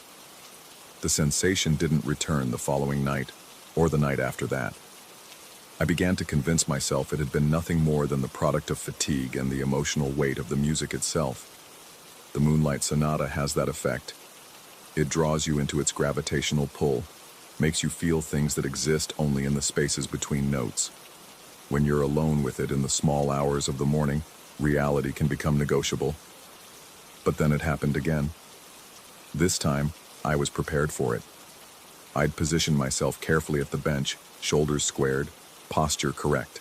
My metronome, a new digital model I'd purchased specifically for late-night practice, sat silent on the piano's music rack, its red LED display showing a steady 60 BPM even though I hadn't turned it on. I'd noticed this peculiarity over the past few days but had attributed it to some kind of default display mode. The touch came at exactly the same moment as before, the instant my left hand began those opening arpeggios. But this time, instead of stopping, I continued to play. The pressure remained constant, neither increasing nor diminishing, like someone standing behind me with their hand resting lightly on my left shoulder and collarbone. It didn't interfere with my playing. If anything, it seemed to regulate my tempo, keeping me from rushing through the familiar passages. I played the entire first movement with that phantom hand upon me. When I finally lifted my fingers from the keys, the touch faded gradually, the way warmth dissipates from sun-heated stone at dusk. The silence that followed felt different from ordinary quiet. It was expectant, charged, as if the apartment itself was holding its breath. That's when I noticed the candles. I kept 3 pillar candles on the sideboard near the window, more for ambiance than illumination. They were unlit, had been unlit for weeks, yet as I sat in the post-music silence, I could swear I saw their wicks flickering, not with flame, but with movement, tiny oscillations that matched the rhythm I'd just been playing. 1, 2, 3, 1, 2, 3, the triplet pattern of the accompaniment echoing in wax and wick. I stared at them until my eyes watered, but the movement was so subtle I couldn't be certain it was real. When I blinked hard and looked again, the candles appeared perfectly still. Yet something in my peripheral vision suggested otherwise, a sense of continued motion just beyond the edge of clear sight. Sleep came reluctantly that night. I found myself listening to the building's nighttime sounds with an attention I'd never paid before. The settling of old wood, the whisper of wind through window frames, the distant hum of the elevator carrying late-returning residents to their floors. Somewhere in the building, pipes gurgled and clicked. A door closed softly. Footsteps echoed in the hallway, measured, deliberate steps that paused outside my door for what felt like an eternity before continuing on. The next morning brought coffee and rationalization. I told myself that playing piano late at night was affecting my perception, that the emotional intensity of the music was creating phantom sensations. The building's acoustics were probably unusual, creating strange resonances and echoes. The candles were responding to air currents I couldn't feel. The metronome's display was simply a quirk of its programming, but these explanations felt thin, insufficient to account for the growing weight of strangeness that seemed to accumulate with each passing night. I began to research the building's history, spending my lunch breaks at the local library, scrolling through old newspapers and property records. The building itself was unremarkable, constructed in the 1960s, converted from a small hotel to apartments in the 1980s. No tragic incidents, no mysterious disappearances, nothing that would suggest a supernatural explanation for what I was experiencing. The previous tenant proved more elusive. Property records showed that someone had indeed lived in my apartment for 15 years, but the name was listed only as N. Rodriguez. No first name, no additional details. I tried searching for more information, but found nothing. It was as if she had existed only as a shadow, leaving behind no trace except for a perfectly tuned piano and the building superintendent's cryptic comments. My nightly practice sessions continued, and with them, the strange phenomena intensified. The touch on my collarbone became more distinct, more purposeful. Sometimes I felt it adjust my posture, a gentle pressure that encouraged me to sit straighter or align my wrists properly. Other times, it seemed to guide my tempo, slowing me down when I rushed or urging me forward when I dragged. The metronome's behavior grew more pronounced. Not only did it display 60 BPM when turned off, but it began to emit a soft clicking sound during my practice sessions. Not the sharp tick of a mechanical metronome, but something more organic, like fingertips tapping on wood. The sound was so quiet I sometimes wondered if I was imagining it, but it was perfectly timed, perfectly consistent. The candles had become unmistakably responsive to the music. Even in daylight, when their wicks couldn't possibly produce visible flame, they would sway and flicker in rhythm with whatever I played. The movement was slight but undeniable, as if they were conducting themselves to an orchestra only they could hear. I began to test these phenomena systematically. I played different pieces, Bach inventions, Chopin nocturnes, simple scales and exercises, but the mysterious presence seemed to respond only to Beethoven's Moonlight Sonata. Other music produced no phantom touch, no rhythmic candle movement, no metronome clicking. It was as if my invisible companion had very specific musical preferences. This discovery should have been reassuring. Surely a psychological explanation was more likely if the phenomena were limited to one particular piece of music. But instead, I found it deeply unsettling. What was it about this specific sonata that triggered these experiences? Why this music and no other? I started staying away from the piano some nights, reading instead or watching television with headphones. But the apartment felt different on those evenings, expectant, disappointed somehow. The silence seemed to have texture, weight. I would catch myself glancing toward the piano, feeling drawn to it despite my growing unease. When I did return to playing, the phenomena seemed stronger, more insistent. The touch on my collarbone lingered longer after I finished playing. The candles flickered more vibrantly. The metronome's phantom clicking grew more audible, almost demanding. One night, about 6 weeks after the experiences had begun, something new happened. I was halfway through the first movement when I felt the familiar touch on my collarbone, but this time it was accompanied by something else, a presence at my right side, as if someone were sitting beside me on the piano bench. I couldn't see anything in my peripheral vision, but I could sense the weight, the slight shift in the bench's balance. My hands froze over the keys. The apartment fell silent except for the building's usual nighttime sounds and my own quickened breathing. Slowly, afraid of what I might or might not see, I turned my head to the right. The bench was empty, of course, but the impression of occupancy remained so strong that I found myself scooting to the left to make more room for my invisible companion. The gesture felt both absurd and necessary, like an offering to something I couldn't name or understand. I resumed playing, and immediately felt a new sensation. The lightest possible pressure on my right hand, as if someone were laying their fingers over mine on the keys. Not pushing or guiding, simply present. The touch was cool, barely perceptible, but unmistakably there. We played together, this presence and I, through the remainder of the movement. My technique felt more fluid than usual, more connected to the music's emotional core. When we reached the final measures, that ethereal passage where the melody seems to dissolve into silence, I felt a profound sense of completion, as if the music had finally found its intended interpreter. When the last note faded, I sat in the charged silence, afraid to move or speak. The presence beside me remained for what felt like minutes, but was probably only seconds. Then, gradually, I felt it withdraw. Not abruptly, but with the slow deliberation of someone reluctantly leaving a conversation they wished could continue. That's when the piano's lid began to close. I watched in fascination rather than fear as the fallboard descended slowly, smoothly, stopping at exactly the position I always adjusted it to when practicing with headphones, about 3/4 closed, leaving just enough gap for air circulation while dampening the sound. I had never mentioned this preference to anyone, had never demonstrated it in front of witnesses, yet somehow, this invisible presence knew exactly how I liked my practice setup arranged. I reached out to touch the fallboard, half expecting my hand to pass through it like a hologram. But it was solid, real, perfectly positioned. I opened it fully again, then closed it to the 3/4 position myself, comparing the angles. The match was exact. The implications crashed over me like cold water.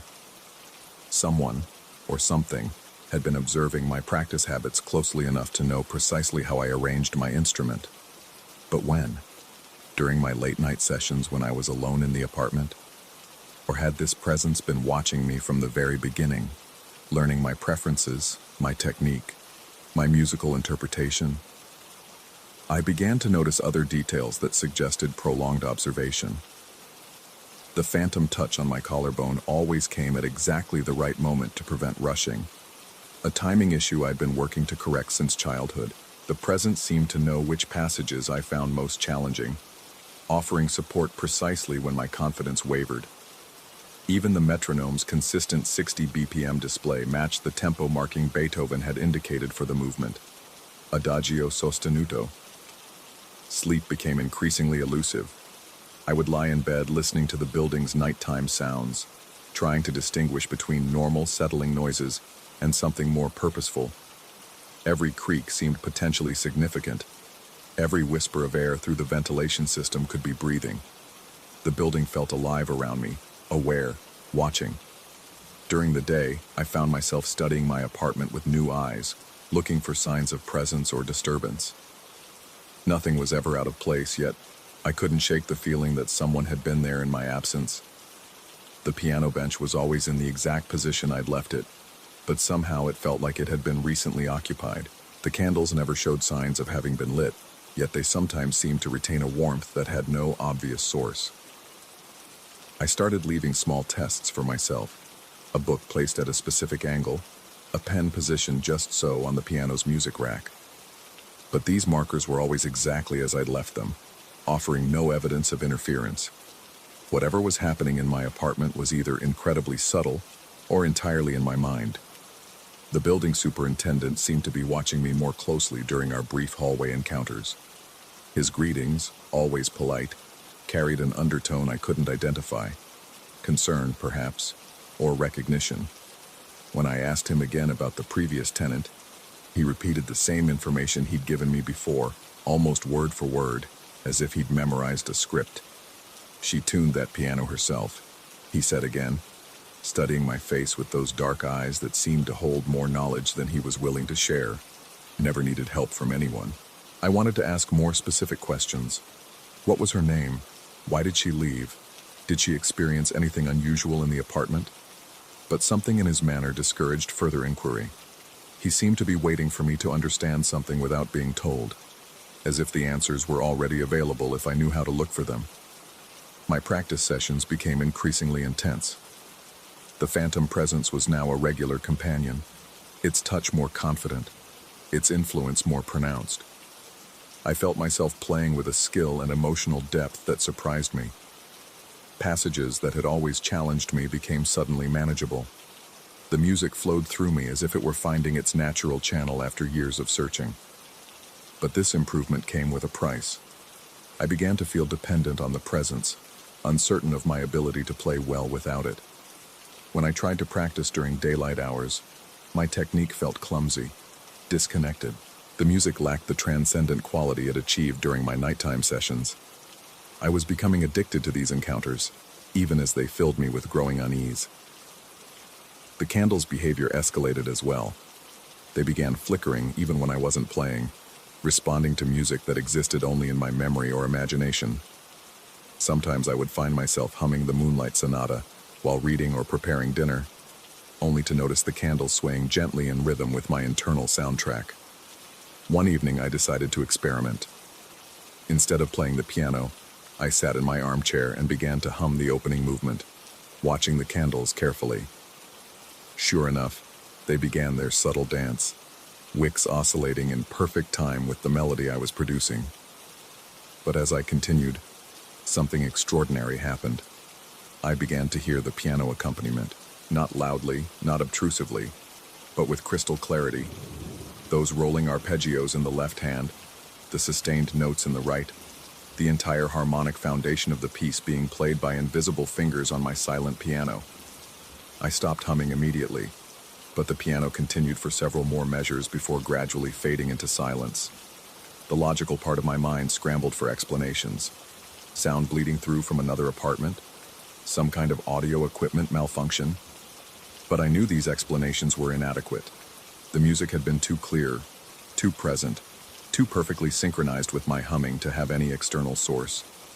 I approached the piano cautiously, as if it might be dangerous. The keys were still, the fallboard closed to my preferred three-quarter position. I touched the keys gently, and they produced their normal sounds.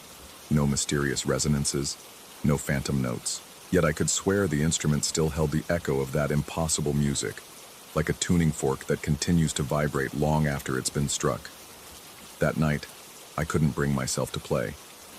I sat at the piano for nearly an hour, hands resting on the keys, waiting for the courage to begin.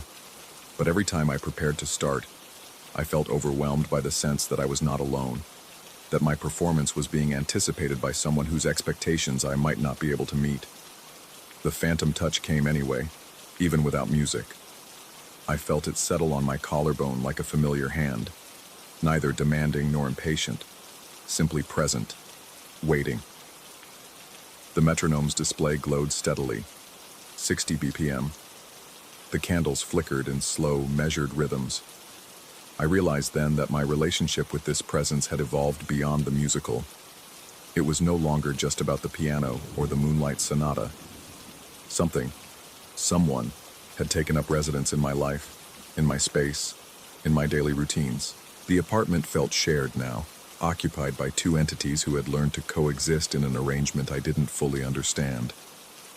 When I finally began to play that night, the experience was different from all the others. The phantom touch was more assertive, guiding my hands with greater confidence. The presence beside me felt more substantial, more definite. We played together as true partners, and for the first time, I felt like I was the student rather than the soloist. The music that emerged was beautiful beyond anything I had ever produced, or thought I could produce. Every note was perfectly placed, every phrase shaped with exquisite sensitivity. It was as if I had become a conduit for musical ideas that originated somewhere beyond my own understanding.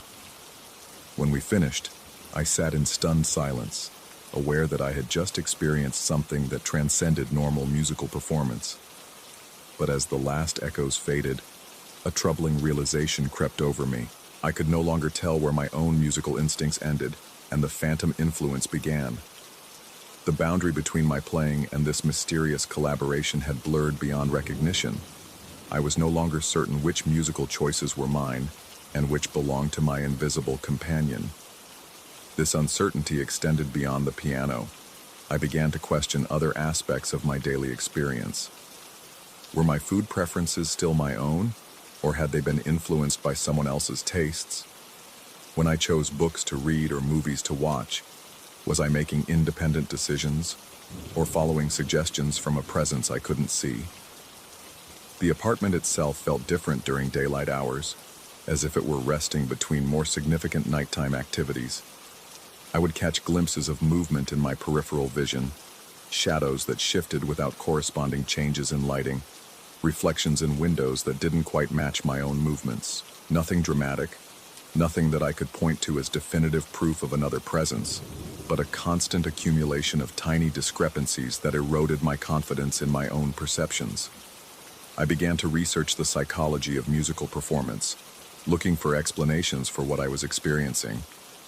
I read about the phenomenon of flow states, where musicians become so absorbed in their playing that they feel disconnected from conscious control.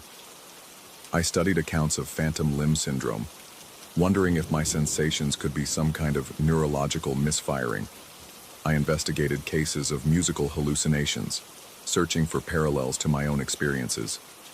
But none of these explanations felt adequate.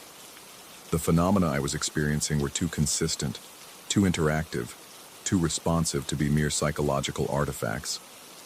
Whatever was happening in my apartment had an intelligence, a personality, a presence that transcended anything I could attribute to my own mind. The building superintendent appeared at my door one evening, claiming he'd received complaints about late-night piano playing. But when I asked for specifics, which neighbors had complained, what exactly they'd said, he became vague and evasive. No one had actually contacted him directly, he admitted. He'd simply heard the music himself and thought it might be disturbing others. "The woman before you," he said again, using almost the exact same words as before. "She played the same song, always late at night, but no one ever complained about her." I asked him why that might be, but he just shrugged and repeated his earlier assessment. "She tuned that piano herself, never needed help from anyone." As he prepared to leave, he turned back to me with an expression I couldn't read. "You're learning the song well," he said quietly. "She would be pleased." The pronoun hung in the air between us like a challenge. She would be pleased. Not she would have been pleased. Or, I think she would be pleased if she could hear you. Present tense, as if the previous tenant's approval was still relevant, still possible, still actively being observed and evaluated. I wanted to ask him directly what he meant, but something in his manner suggested that direct questions would yield no useful answers. He seemed to be operating according to rules I didn't understand, sharing information in a way that required me to piece together the implications myself. After he left, I sat at the piano but couldn't bring myself to play. The weight of expectation felt heavier than usual, freighted with the knowledge that my performance was being evaluated not just by my invisible companion, but by others in the building who seemed to know more about my situation than I did. When I finally began the Moonlight Sonata that night, the experience was different once again. The phantom touch on my collarbone felt more like a greeting than a correction. The presence beside me settled in with the familiarity of long acquaintance. As we played together, I felt an overwhelming sense of recognition, as if I were not learning this music but remembering it. The realization struck me with sudden, awful clarity. I was not the first person to experience these phenomena. The previous tenant, the mysterious N. Rodriguez, who had lived here for 15 years, had gone through this same process of musical collaboration and growing uncertainty. She had felt the same phantom touch, had played duets with the same invisible presence, had questioned her own sanity in the same way I was questioning mine. But unlike me, she had apparently found a way to coexist with whatever inhabited this apartment. 15 years of late-night piano sessions, 15 years of supernatural collaboration, 15 years of learning to share her space with something that existed beyond normal understanding. And now she was gone, leaving behind only a perfectly tuned piano and the fading echo of her presence. But perhaps she hadn't really left at all. Perhaps what I had interpreted as a supernatural phenomenon was actually something much more immediate and personal. The musical spirit of someone who had loved this instrument so much that she couldn't bear to leave it behind. The touch on my collarbone shifted slightly, and for just a moment, I could have sworn I felt the texture of skin rather than the neutral pressure I had grown accustomed to. Warm skin, feminine hands, the touch of someone who had spent decades developing the same musical calluses that were now forming on my own fingertips. I finished the movement and sat in the expectant silence that always followed. But this time, instead of withdrawing gradually, the presence beside me seemed to solidify, to become more rather than less substantial. I felt the bench shift slightly under an additional weight that was no longer quite so invisible. Without turning my head, without looking directly, I became aware of a figure in my peripheral vision. Slight, elderly, with the posture of someone who had spent a lifetime at piano benches. Her hands, I could see her hands now, were positioned over the keys in a mirror image of my own, fingers curved in the classic position every piano teacher drills into their students. She was waiting for me to begin again, to continue our duet into the second movement. But I found myself paralyzed by the magnitude of what was happening. This was no longer a matter of phantom sensations or mysterious phenomena that could be explained away by psychology or wishful thinking. This was direct, visual contact with something that should not exist. Yet as I sat there, frozen between disbelief and acceptance, I realized that I felt no fear. The presence beside me radiated nothing but patience and musical passion. She had been alone with her piano for who knows how long, playing the same beloved sonata night after night, waiting for someone who could hear her, could feel her touch, could accept her musical partnership. I began the second movement, Allegretto, the brief interlude between the famous slow movement and the tempestuous finale. My invisible companion joined me immediately, her phantom fingers dancing over keys that produced no sound, but somehow contributed to the music we were creating together. We played as we had so many times before, but now with full awareness of each other's presence. When we finished, I finally found the courage to turn my head and look directly at the space beside me. For just an instant, perhaps a second, perhaps less, I saw her clearly. An elderly Latina woman with iron gray hair and gentle eyes, wearing a faded housecoat that suggested countless nights of solitary practice. She smiled at me with the warmth of shared musical understanding, and I felt an overwhelming surge of gratitude for her patient teaching, her invisible guidance, her willingness to share the music she loved with someone who could appreciate it. Then she was gone, leaving me alone at the piano with my hands still positioned over the keys and the absolute certainty that I had just experienced something impossible. But the metronome continued to glow, 60 BPM. The candles continued their subtle dance. And from somewhere in the apartment, from the walls themselves perhaps, or from the piano's resonant chamber, I could hear the faintest echo of applause. Two hands clapping slowly, appreciatively, in the rhythm of an encore that would never end. I knew then that I would never leave this apartment, just as she had never really left it. The music would continue night after night, in collaboration with a presence that existed somewhere between memory and reality, between the living and the departed, between the notes written on a page and the spaces of silence that give them meaning. The Moonlight Sonata would play forever in this space, performed by hands both visible and invisible, for an audience of one who was also somehow two. And in the morning, when the building awoke to ordinary sounds and ordinary concerns, the piano would sit silent and mysterious, keeping its secrets until darkness fell again, and the music could resume its eternal conversation between the possible and the impossible, between what was and what continues to be. Story 8.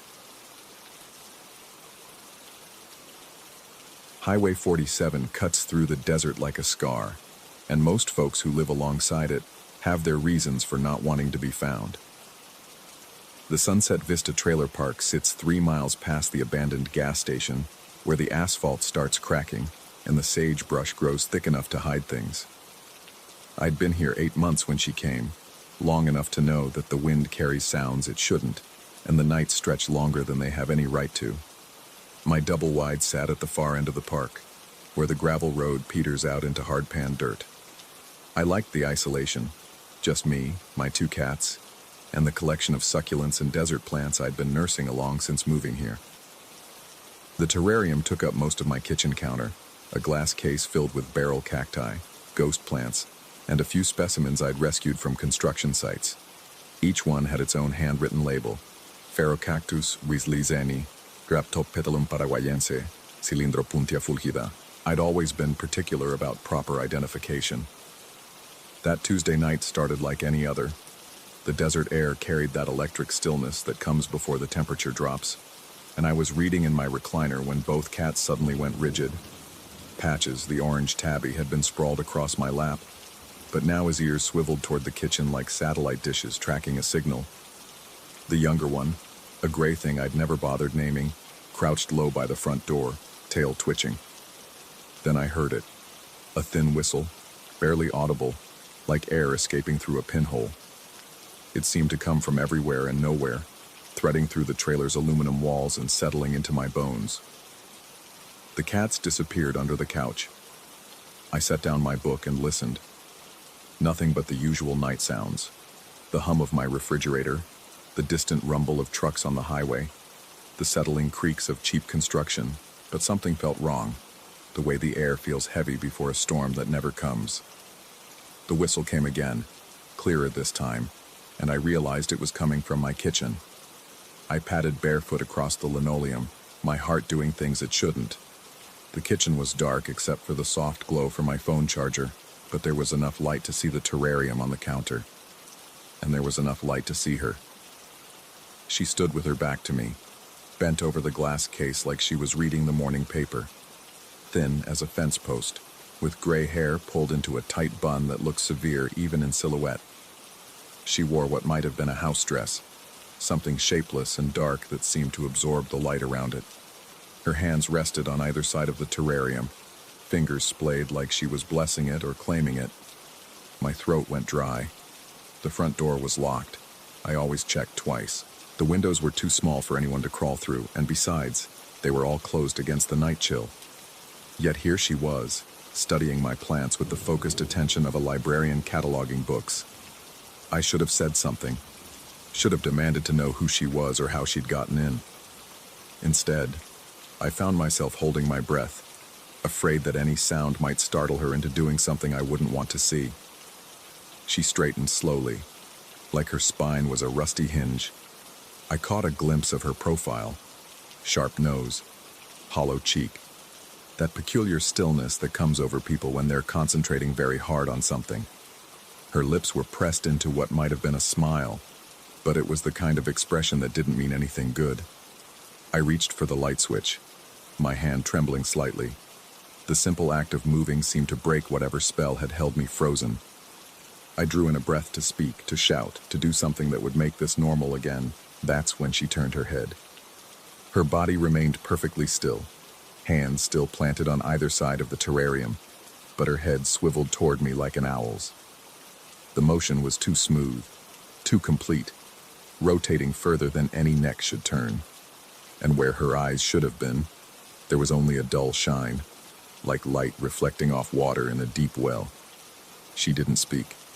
Instead, she lifted one hand, the movement careful and deliberate, and pointed toward the front door. Not demanding, not threatening, just indicating. as if she were a hostess suggesting I might be more comfortable elsewhere. I backed toward the door without conscious thought, my feet finding their way across the familiar terrain of my own home. My hands shook as I grabbed my keys from the hook by the entrance, and I had just enough presence of mind to call for the cats. They appeared instantly, as if they'd been waiting for this exact moment, and slipped out between my legs as I stumbled into the night. The desert air hit me like a slap, cold and sharp with the smell of creosote and dust. I stood there in my t-shirt and sweatpants, keys cutting into my palm, trying to process what had just happened. Through the kitchen window, I could see her silhouette still bent over the terrarium, motionless as a statue.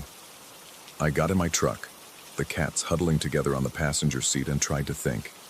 Call the police? And tell them what? That an elderly woman had somehow materialized in my locked trailer and politely asked me to leave? That her neck moved like it was on a swivel and her eyes reflected light like an animal's? Instead, I drove to the all-night diner 10 miles up the highway and sat in the parking lot until dawn, drinking coffee from a thermos and watching the windows of my trailer for signs of movement. The cats eventually relaxed enough to sleep, but I couldn't shake the feeling that something fundamental had shifted, like a gear slipping out of place in machinery I didn't understand. When the sun finally crested the horizon, painting the trailer park in shades of orange and gold, I drove back. She was gone. No sign that she'd ever been there except for one thing. The plant labels had been changed. Every single one of them. Where my careful printing had identified each specimen with its proper Latin name and acquisition date, now there were new labels in spidery handwriting. The script was old-fashioned, with elaborate loops and flourishes that belonged to a different era. But it wasn't just the handwriting that unsettled me. It was the content. Waited since 1952, read the label on my barrel cactus. Found me in the Morrison place before the fire, said another. The ghost plant's new tag simply stated, knows where the others are buried. I stared at these impossible messages, my mind trying to find rational explanations. Someone was playing an elaborate prank. I'd been sleepwalking and had written them myself. Carbon monoxide poisoning was making me hallucinate. But the handwriting was nothing like mine, and the dates referenced events I'd never heard of. Over the following days, I tried to return to my normal routine. I went to my job at the auto parts store, fed the cats, watched television. But the trailer felt different now, like a house where someone had died. I found myself checking the locks obsessively, though I couldn't shake the feeling that locks wouldn't matter to whatever had visited me. The plant labels remained unchanged, their cryptic messages growing more disturbing the more I studied them. I considered throwing the whole terrarium away, but something stopped me. Maybe it was curiosity. Maybe it was fear that getting rid of them would invite something worse. On Thursday night, I heard the whistle again. This time I was ready. I'd been sitting in the dark, waiting, a baseball bat across my knees. The sound drifted through the trailer like smoke, and I saw the cats bolt for their hiding places. But when I crept to the kitchen, it was empty. The labels, however, had been changed again. He's starting to understand, read one. Soon, said another. The largest cactus bore a new message that made my blood feel like ice water. We've been waiting for him to ask the right questions. I spent the rest of the night in my truck again, but this time I couldn't drive away. Something was holding me here, some invisible tether that grew stronger every day. I began to research the Sunset Vista trailer park, digging through county records and old newspaper archives at the library in town. What I found didn't help my peace of mind. The land had a history. Before the trailer park, there'd been a boarding house called the Morrison Place, which had burned down in 1952. 7 people had died in that fire, and 3 more had simply vanished, their bodies never found despite extensive searches.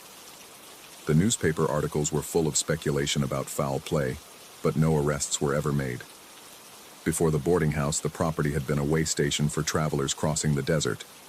Records from the 1800s mentioned disappearances, strange lights, and travelers who arrived speaking of encounters with the tall woman who knows the plants that grow over bones. I tried to tell myself it was coincidence, but the dates kept aligning. 1952, the Morrison Place.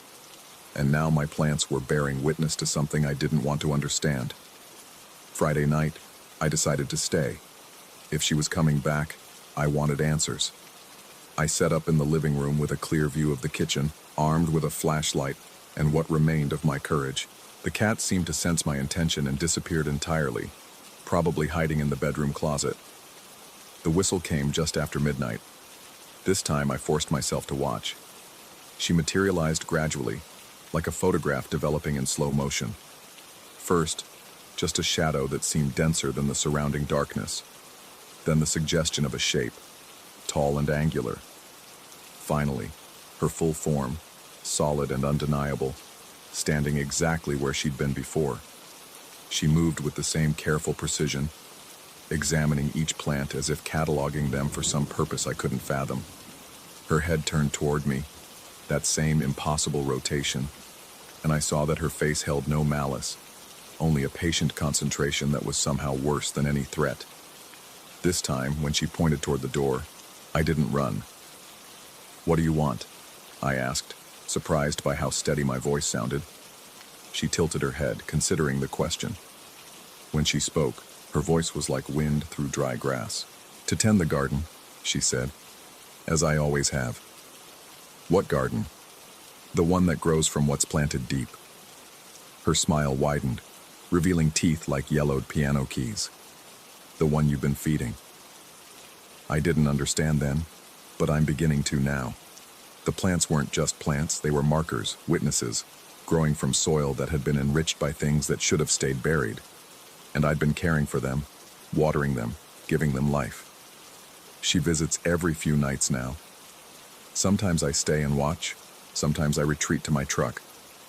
The labels change regularly, their messages growing more detailed and disturbing. Last night's batch included specific names, dates, and locations that I've been afraid to research. The worst part is that I'm starting to recognize the handwriting. It's becoming familiar, like something I've seen before but can't quite place. And this morning, when I caught my reflection in the bathroom mirror, I noticed something that made my hands shake so badly I could barely hold my coffee cup. My eyes had begun to develop that same dull shine. I should leave. Pack up the cats in the truck and drive until the highway runs out. But every time I think about it, my gaze drifts to the terrarium and its vigilant labels. They're watching me now, those careful messages in their spidery script, waiting to see what I'll do next. Because I'm starting to suspect that the real question isn't whether she's real or just a product of my fractured mind. The question is whether it matters anymore. The plants are thriving under her care, growing larger and more vibrant than they ever did under mine. And sometimes late at night when the whistle fills my trailer, I catch myself wondering what kind of soil could nurture such extraordinary growth. Tomorrow I think I'll start digging in the backyard, just to see what's down there, just to understand what I've been tending all this time. The cats won't come near me anymore, and I can't blame them. They know, the way animals always know, that something has changed. Something fundamental has shifted in the machinery of my life, and the gear that slipped can never be put back in place. Tonight I'll wait for her again, and maybe this time, instead of asking what she wants, I'll ask what she needs me to do. The labels are calling to me now, their messages clear as road signs pointing toward a destination I'm no longer sure I want to avoid. After all, every garden needs a keeper, and every keeper needs to understand what they're keeping. The whistle is starting again, threading through the aluminum walls and settling into my bones like an old friend coming home.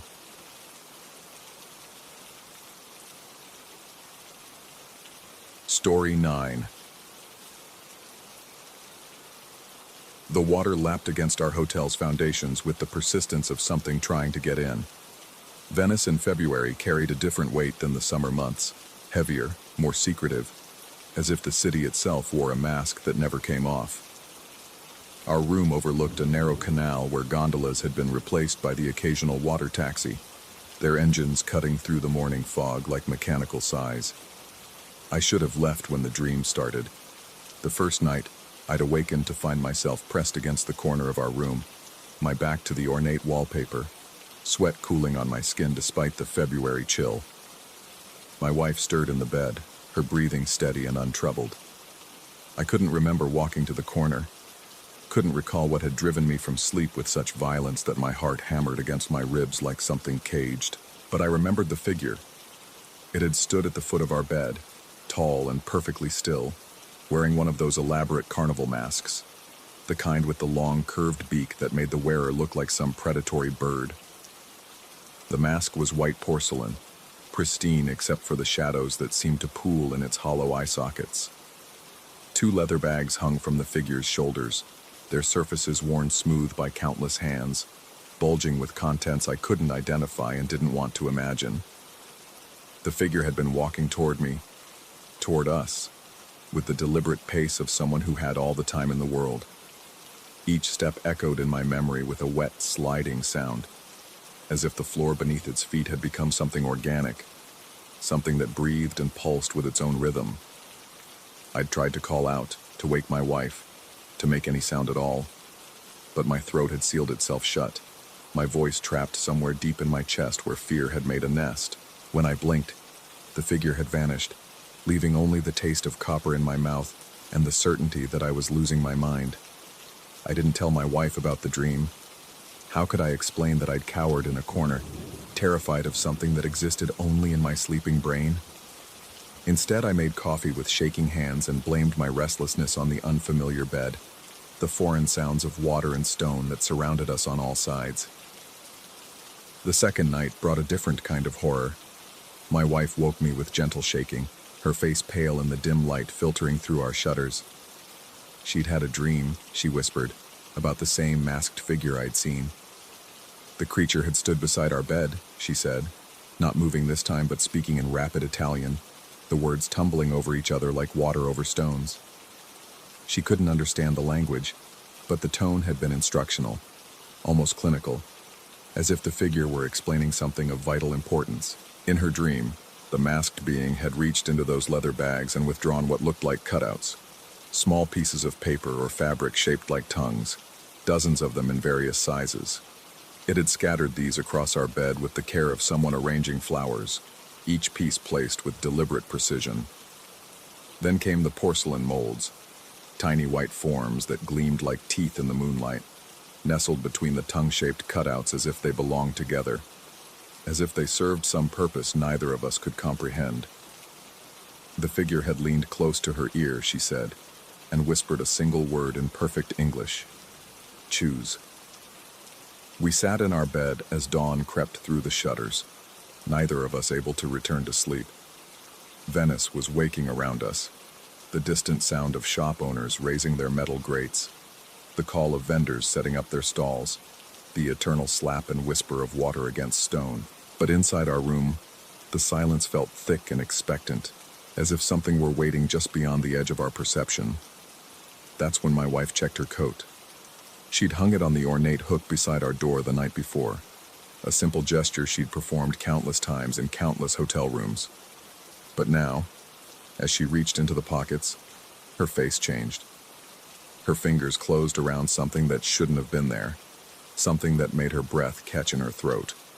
Papers, folded into precise shapes that made my stomach lurch with recognition. There were 7 of them, each one cut and folded to resemble a tongue, the paper thin and yellowed as if it had aged decades overnight. When she unfolded them with trembling fingers, we found addresses written in elegant script, not just any addresses, but specific locations throughout Venice, each one identified as a restoration workshop, specializing in antique mannequins and period dolls. The handwriting was unmistakably Italian, flowing and confident, but neither of us could remember receiving these papers. They hadn't been in her coat when she'd hung it up. We'd been in the room all night, locked behind a heavy door that required an old-fashioned key to open. The windows were sealed shut, painted over so many times that forcing them open would have required tools we didn't possess. Yet somehow, these tongue-shaped messages had found their way into my wife's pocket while we slept. We spent the morning trying to rationalize what couldn't be rationalized. Perhaps the hotel staff had left promotional materials. Maybe we'd picked up flyers during our wandering the day before and forgotten about them. But the explanations felt hollow, inadequate to explain the precision of the folding, the aged quality of the paper, or the way the addresses seemed to pulse with significance when I looked at them. By afternoon, curiosity had overcome our unease. Venice was a city of artisans after all. and restoration workshops were as common as cafes in certain neighborhoods. We chose the closest address from the list, a narrow building squeezed between a mask shop and a bookbinder in one of the older quarters of the city. The workshop occupied the ground floor of a building that leaned so far over the canal that it seemed to be perpetually on the verge of toppling into the water. Paint peeled from its walls like scales, and the small windows were clouded with decades of dust and salt air. A simple wooden sign hung beside the door, Restauri Artistici, Bambole Antiche. Artistic restorations, antique dolls. The proprietor was a man whose age seemed impossible to determine. His hands moved with the practiced efficiency of someone who had spent decades working with delicate objects, but his eyes held a weariness that spoke of years beyond counting. He introduced himself with a slight bow and gestured for us to follow him into the workshop's interior. The space was a museum of the incomplete and the damaged. Mannequin heads lined the shelves, their painted faces worn away to reveal the stark white plaster beneath. Doll bodies hung from hooks like empty shells, waiting for new life to be breathed into their hollow forms. Glass eyes stared from small drawers, organized by color and size, while wigs made from real human hair cascaded from wooden forms like waterfalls of gold and brown and silver. But it was the teeth that made my blood run cold. The artisan noticed our interest and moved to a special cabinet, one locked behind glass doors that reflected our faces back at us in fractured pieces. Inside, arranged on black velvet like precious gems, were dozens of small porcelain teeth. They varied in size and shape, he explained in accented English, each one crafted to match the specific requirements of antique mannequins and high-end display dolls. These were not modern reproductions, he continued with obvious pride. Each tooth had been made using traditional techniques passed down through generations of Venetian craftsmen. The porcelain was fired at precise temperatures, glazed with formulas that were family secrets, shaped and sized according to measurements that had remained unchanged for centuries. As he spoke, my wife gripped my arm with increasing pressure. The teeth in the cabinet were identical to the ones she'd described from her dream. The same size, the same pristine white color, the same subtly curved shapes that seemed designed to fit into spaces we couldn't identify. How had she known? How had her sleeping mind conjured such perfect detail of objects she'd never seen before? The artisan must have noticed our strange reaction, because he continued his explanation with growing enthusiasm. The craft of making porcelain teeth for mannequins, he said, was nearly extinct. Only a handful of workshops in Venice still maintained the knowledge and skills necessary to create authentic reproductions. The work required not just technical expertise, but an understanding of human anatomy, an appreciation for the subtle variations that made each piece unique. The process began with careful observation, he explained. Measurements had to be taken, molds created, the porcelain mixed and fired according to formulas that were almost alchemical in their precision. Each tooth was essentially a small sculpture, requiring the same attention to detail as any masterwork. But it was what he said next that sent ice through my veins. Sometimes, he mentioned almost casually, customers brought in very specific requests.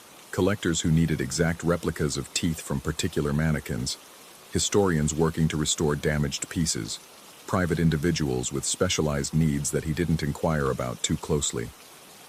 The work paid well, and Venice had always been a city where discretion was valued above curiosity. Just last week, in fact, he'd completed a commission for someone who'd provided extraordinarily detailed specifications. The customer had wanted 7 sets of teeth, each one crafted to match measurements that had been provided with unusual precision. The client had been very particular about the glazing, insisting on a specific shade of white that took several attempts to achieve correctly.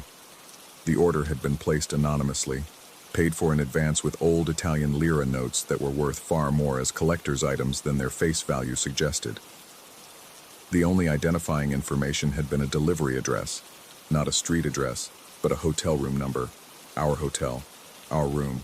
My wife's fingers found mine, our hands locking together with the desperation of drowning people grasping for something solid. The artisan continued speaking, oblivious to our growing horror, describing the technical challenges of matching specific measurements without having the original pieces to reference. The commission had been unusual, he admitted, but not unprecedented. Venice attracted collectors with very particular tastes, and his workshop had built its reputation on fulfilling even the most unusual requests without asking uncomfortable questions. When we left the workshop, the afternoon light seemed different, thinner somehow, as if the sun were shining through gauze. The streets of Venice, which had charmed us with their winding mystery only days before, now felt like a maze designed to confuse and disorient. Every masked face we passed in the tourist areas made us flinch. Every reflection in the canal water seemed to move independently of its source. We returned to our hotel room to find it exactly as we'd left it, but the space felt contaminated somehow, as if invisible hands had touched everything in our absence. I found myself checking the corners compulsively, my eyes drawn to the shadows that gathered there despite the afternoon sun streaming through our windows. That evening, my wife discovered something else. While unpacking her suitcase to search for items we might have overlooked, she found a small leather pouch tucked beneath her folded sweaters. The pouch was old and worn smooth by countless hands. Its leather the same rich brown as the bags we'd seen, or dreamed we'd seen, hanging from the masked figure's shoulders. Inside the pouch were 7 porcelain teeth, each one gleaming white and perfect, each one shaped to fit a mouth we couldn't identify.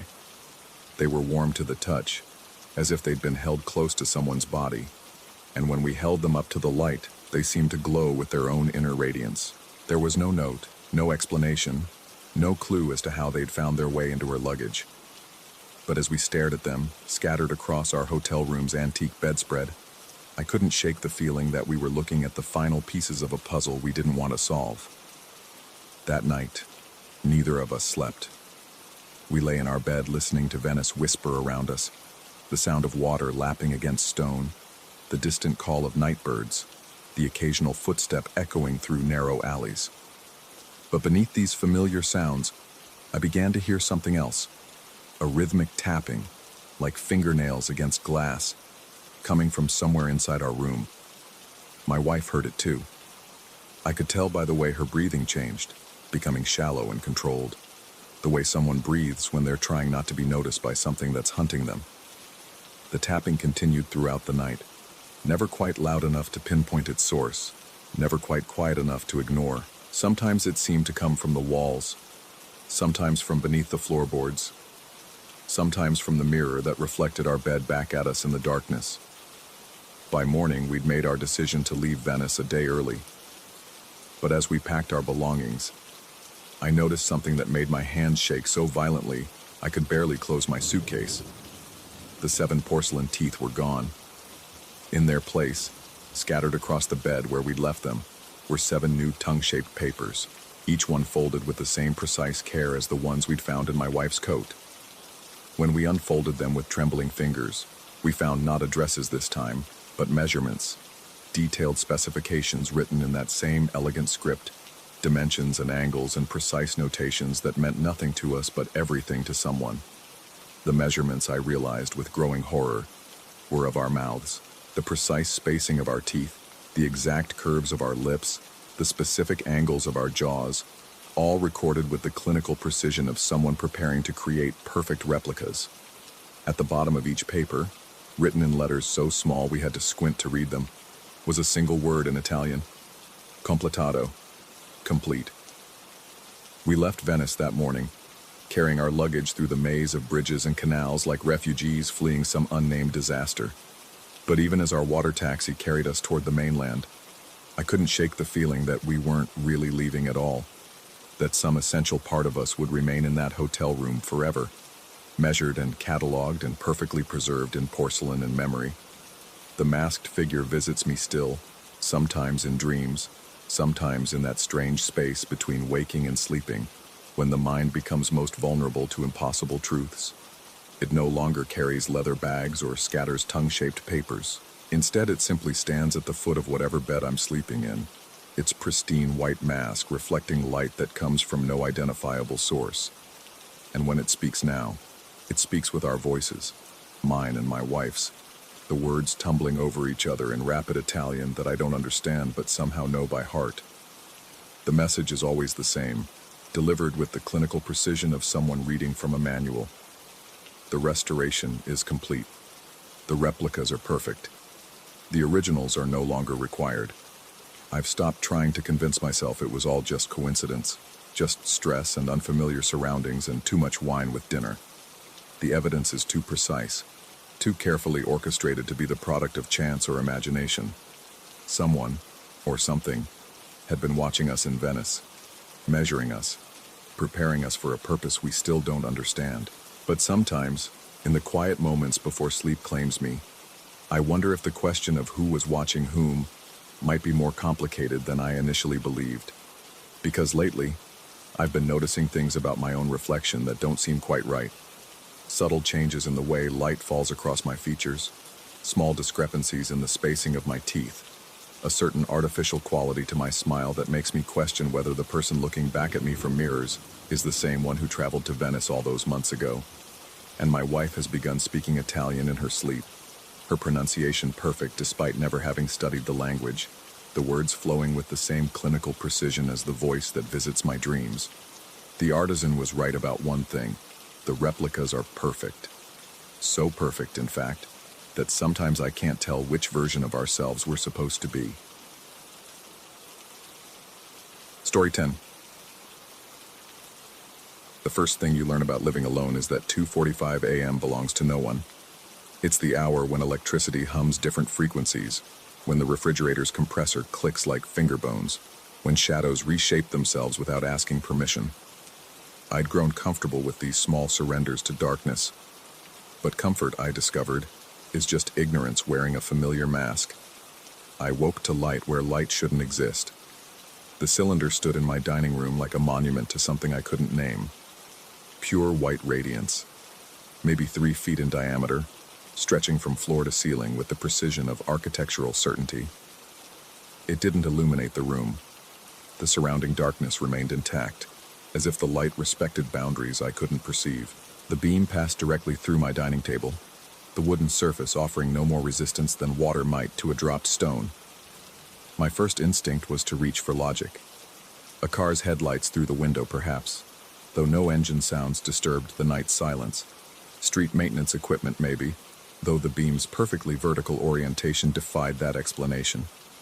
I fumbled for my phone, muscle memory guiding my fingers to the flashlight function. The LED beam stabbed through darkness, illuminating nothing but empty air where the cylinder stood.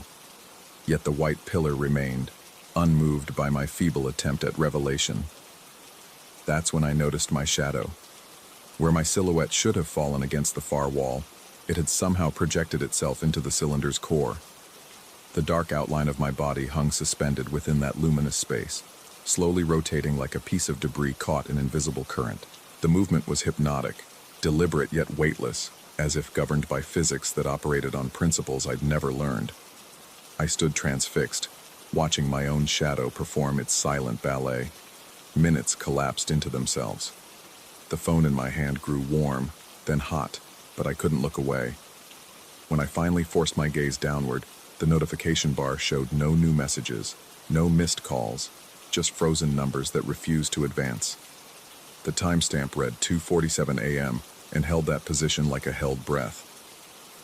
The microondas in the kitchen began its electronic symphony of beeps. When silence returned, I checked its display. 2:59 a.m. 12 minutes had vanished into that rotating shadow.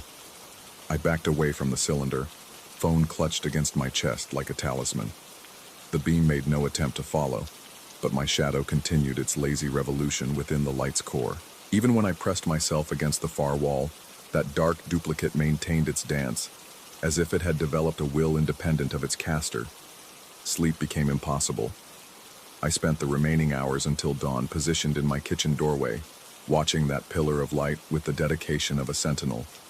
The cylinder never wavered, never dimmed, never acknowledged my vigil. As the first pale hints of morning crept through the windows, the phenomenon simply wasn't. No dramatic fading, no gradual dissolution. One moment it commanded my dining room, the next it had never existed at all. But my shadow remembered. Even in full daylight, even with every lamp blazing, my silhouette carried a wrongness I couldn't articulate. It fell at angles that defied the light sources, lingered half seconds longer than it should when I moved, occasionally flickered as if struggling to maintain its connection to my form. These weren't dramatic distortions, just subtle wrongnesses that accumulated like debt. Work became a refuge of fluorescent normalcy, though I found myself checking every reflection, every shadow, every surface that might reveal what I was becoming. My colleagues noticed nothing unusual. The barista at my morning coffee stop smiled the same distracted smile. The world continued its relentless rotation, indifferent to the fractures spreading through my perception. But the cylinder had marked me, and it wanted me to understand that marking. The second visitation came 4 nights later, manifesting not in my dining room, but in the narrow hallway between my bedroom and bathroom. This time I was ready, phone recording, eyes focused, mind prepared for documentation. The device captured nothing but an empty hallway bathed in mundane darkness. Yet there it stood, that pillar of impossible light, and within it my shadow resumed its rotation with the patience of planets. This time I stepped closer. The cylinder's radiance cast no warmth against my skin, produced no sound I could identify, generated no electromagnetic interference with my phone.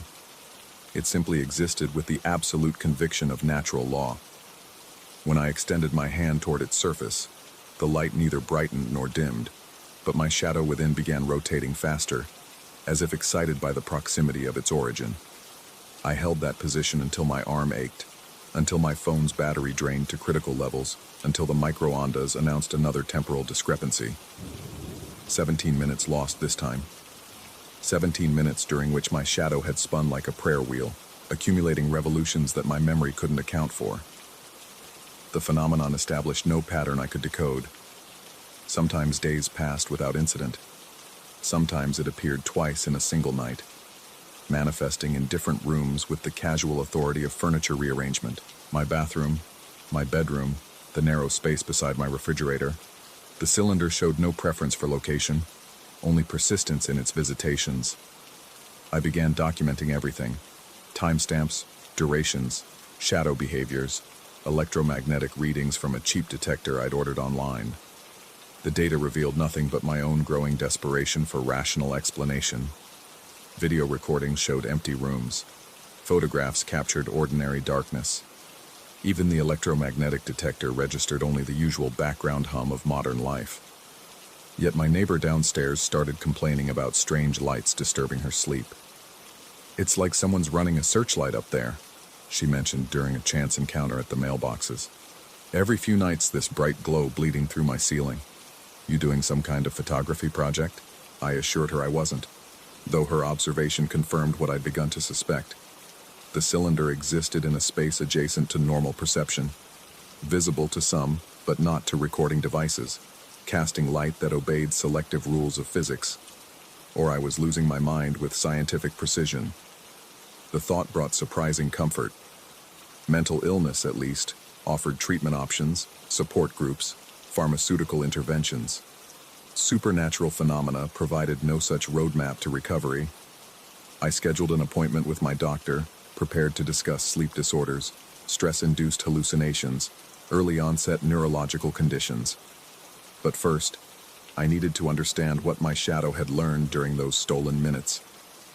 On a Tuesday night that felt loaded with significance I couldn't name, I positioned myself deliberately within the cylinder's next manifestation. It appeared in my living room, bisecting the coffee table with surgical precision. This time, instead of observing from a distance, I stepped directly into the light. The sensation was like entering water that had forgotten how to be wet. No temperature change, no pressure differential, no tactile sensation at all, just a subtle displacement, as if reality had adjusted its frequency to accommodate my presence. My shadow, no longer suspended within the cylinder, now danced around me in a slow orbit, maintaining perfect distance like a well-trained satellite. Inside the light, time operated under different management. I could feel minutes stretching like taffy, seconds subdividing into smaller units that my consciousness struggled to process. The phone in my pocket grew cold instead of warm. The distant hum of electronics shifted to frequencies that bypassed my ears and resonated directly in my bones. And I heard whispers, not words in any language I recognized, but communication nonetheless. Urgent, patient, desperately trying to convey information through the inadequate medium of human perception. The voices seemed to emerge from the light itself, or perhaps from the spaces between the light, discussing my presence with the clinical detachment of researchers observing a specimen. When I finally stepped out of the cylinder, my kitchen clock had advanced 31 minutes, though my subjective experience suggested hours had passed. My shadow immediately snapped back to its proper position, but carried with it a subtle luminescence that faded only gradually, like the afterglow of a camera flash burned into my retinas. The whispers followed me. Not constantly. They appeared during moments of quiet reflection, barely audible murmurs that might have been wind through window frames or the building's settling structure. But I recognized their rhythm now, their patient urgency, their attempts to bridge a communication gap that might have spanned dimensions. I began to understand that the cylinder wasn't visiting me at random. It was trying to teach me something, to prepare me for some revelation that required careful conditioning of my perception. Each encounter left me slightly more attuned to frequencies that normal consciousness filtered out, slightly more capable of processing experiences that didn't conform to standard sensory input. My doctor found nothing wrong. Blood work normal, brain scan clear, psychological evaluation unremarkable except for mild sleep disruption. She prescribed a low-dose sleep aid and suggested reducing caffeine intake. I nodded agreement while knowing that medication wouldn't touch whatever was reshaping my reality. The final visitation came on a Sunday morning, appearing not during the vulnerable hours of deep night, but in the full exposure of 9 a.m. sunlight. The cylinder manifested in my kitchen, its radiance somehow visible even against the cheerful brightness streaming through my windows. This time, when I approached, it began to move. Slowly at first, then with increasing confidence. The pillar of light glided through my apartment like a lighthouse beam given mobility. It passed through walls without affecting their structural integrity, navigated furniture with the fluid grace of something that understood matter as a temporary inconvenience. I followed its progress, mesmerized by its purposeful movement. It led me to my bathroom mirror. For the first time since the visitations began, I saw my reflection clearly. Not the face I'd been wearing for 34 years, but something adjacent to it. Features slightly rearranged, expressions that flickered between familiar and foreign. Eyes that held depths I didn't remember possessing. My shadow, cast by the cylinder's light, no longer matched the reflected figure. It showed someone else entirely, someone who watched me with patient recognition. The whispers intensified, resolving momentarily into something like clarity. They weren't trying to communicate with me, I realized. They were me, trying to communicate back. The cylinder began to fade, but not in retreat. It dissolved like smoke dispersing into larger air, leaving behind only the ordinary bathroom lighting and a reflection that had returned to its proper configuration.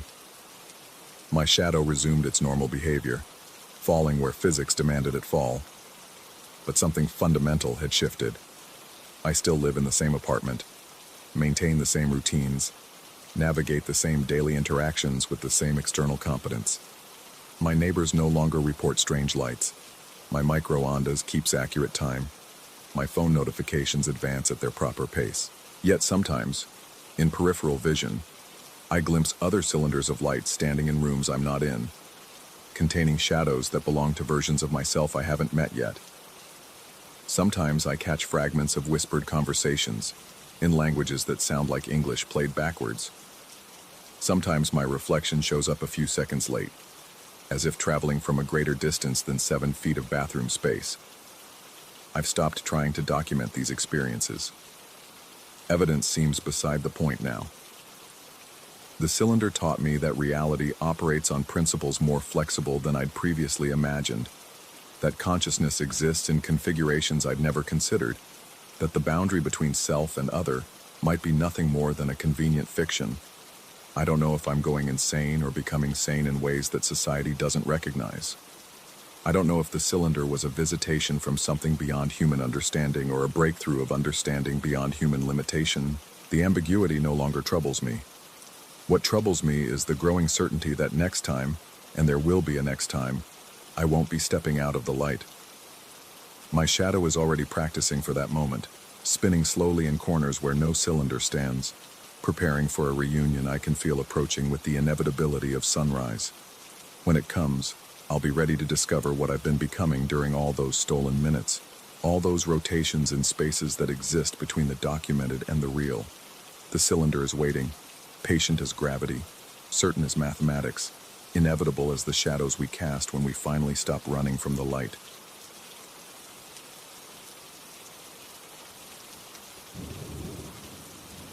Story 11.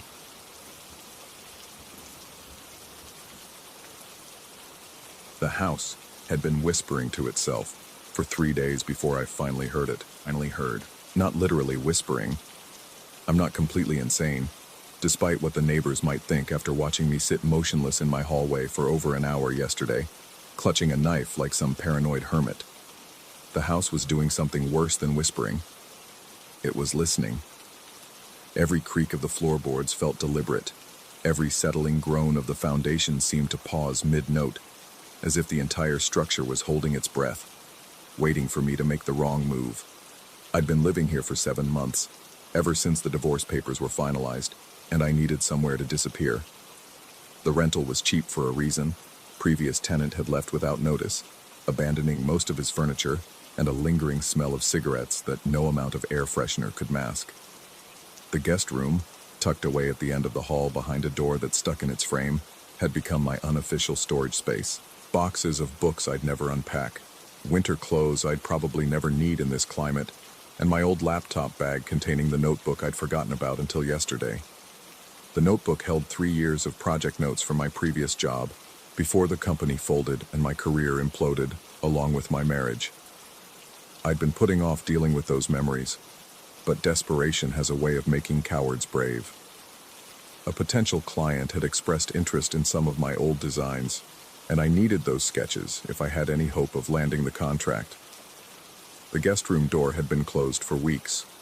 I'd grown accustomed to walking past it, treating it like part of the wall, another boundary in a house full of them.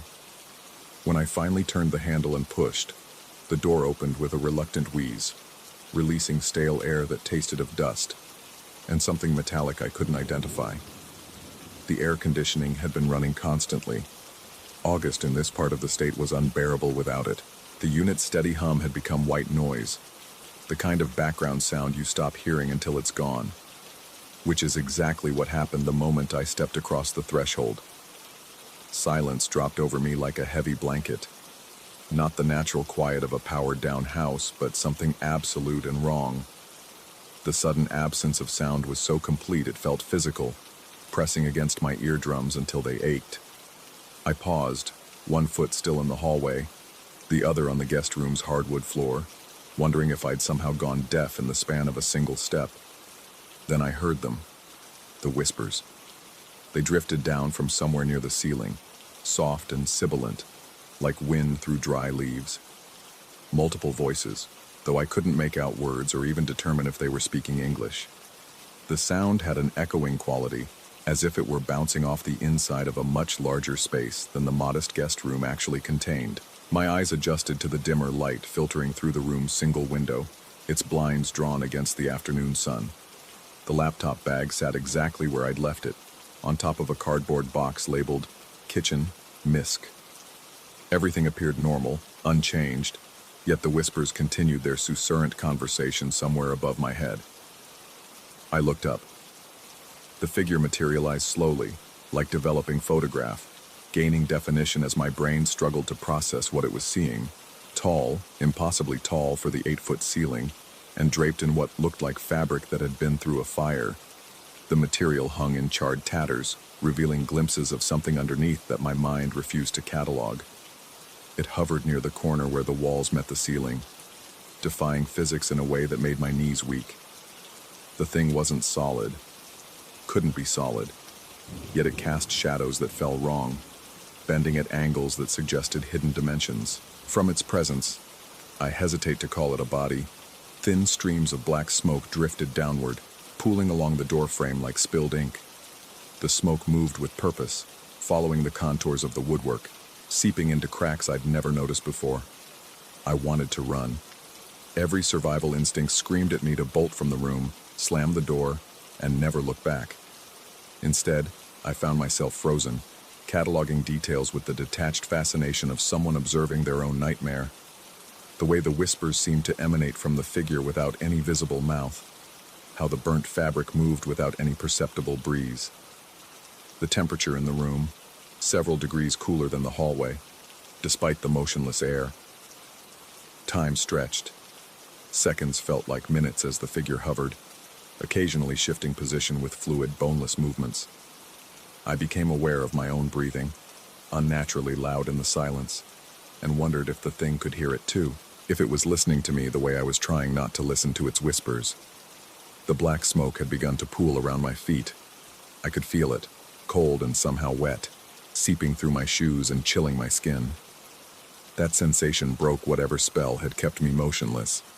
I stumbled backward, my shoulder hitting the doorframe hard enough to leave a bruise, and fled to the relative safety of the hallway.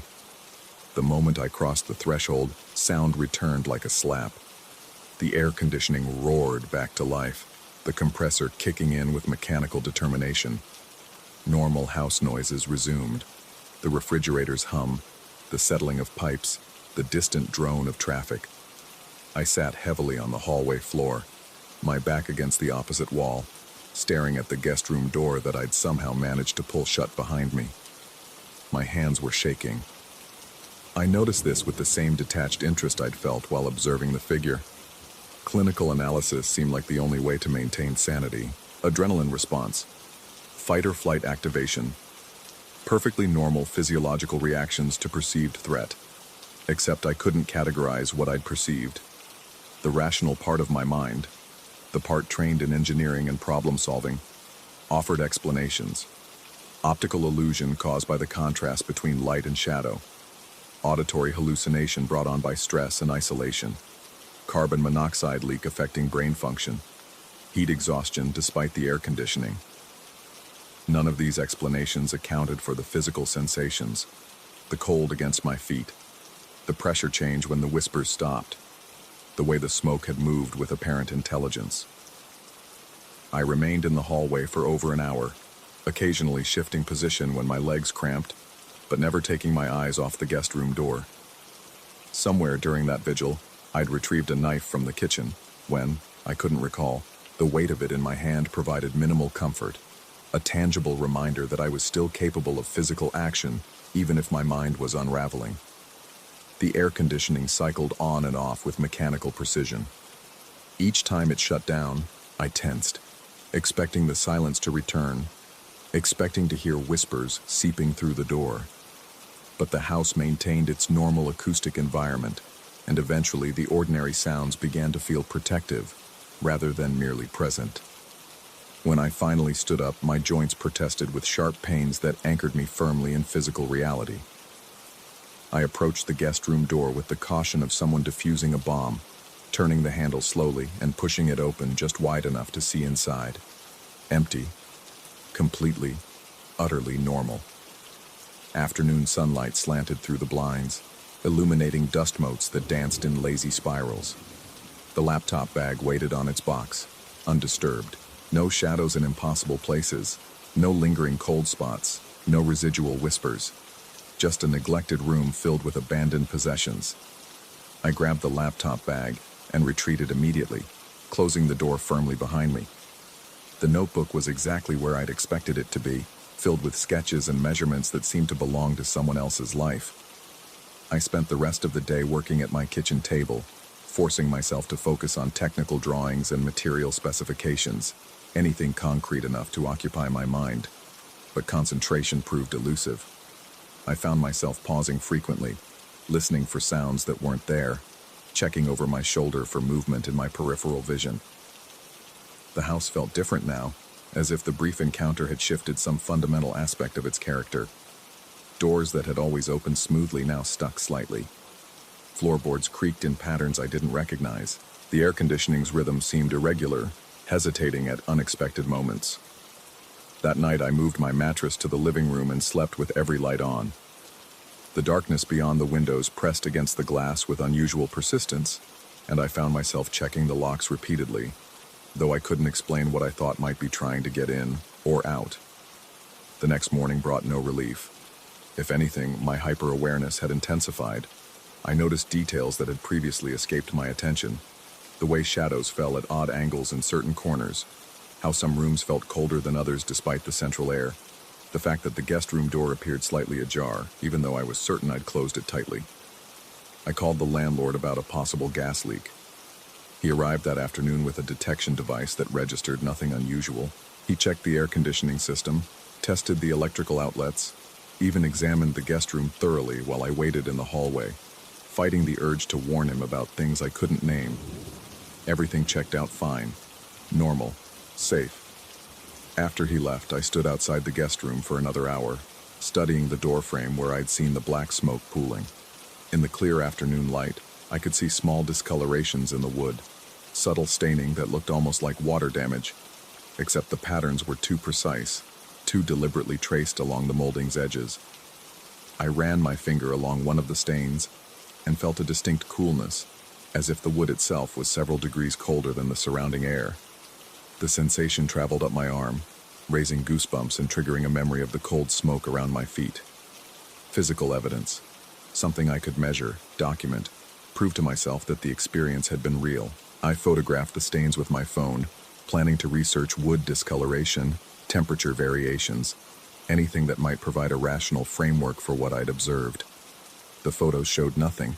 Clean, unstained wood grain with no unusual markings. I checked the images multiple times, adjusted the brightness and contrast, but the camera had captured only ordinary molding in standard lighting. Yet when I looked directly at the door frame, the stains remained visible, dark and deliberate as fresh ink. This discrepancy troubled me more than the original encounter.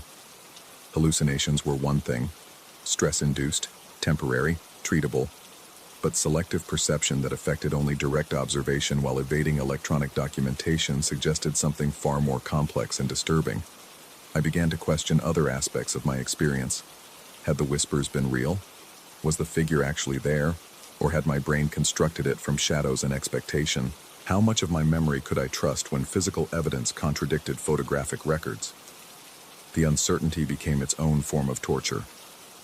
I started avoiding the hallway entirely, taking circuitous routes through the house that bypassed the guest room door.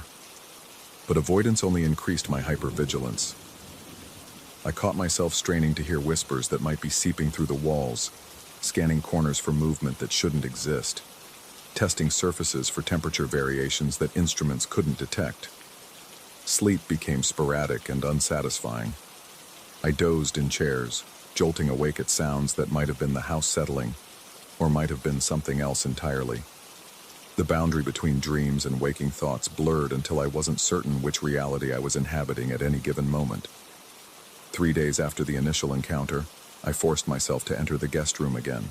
The compulsion felt almost external, as if something was drawing me back despite my conscious resistance. I stood in the doorway, counting my breaths, waiting for the silence to descend. It didn't. The air conditioning hummed normally. No whispers echoed from the ceiling. The corners remained empty of impossible figures. Yet the room felt expectant, poised, like a theater stage waiting for the curtain to rise. I stepped fully inside and immediately felt the temperature drop. Not dramatically, just enough to raise the fine hairs on my arms and make my breath slightly visible. The laptop bag sat undisturbed, but something about its position looked wrong, as if it had been moved and carefully replaced.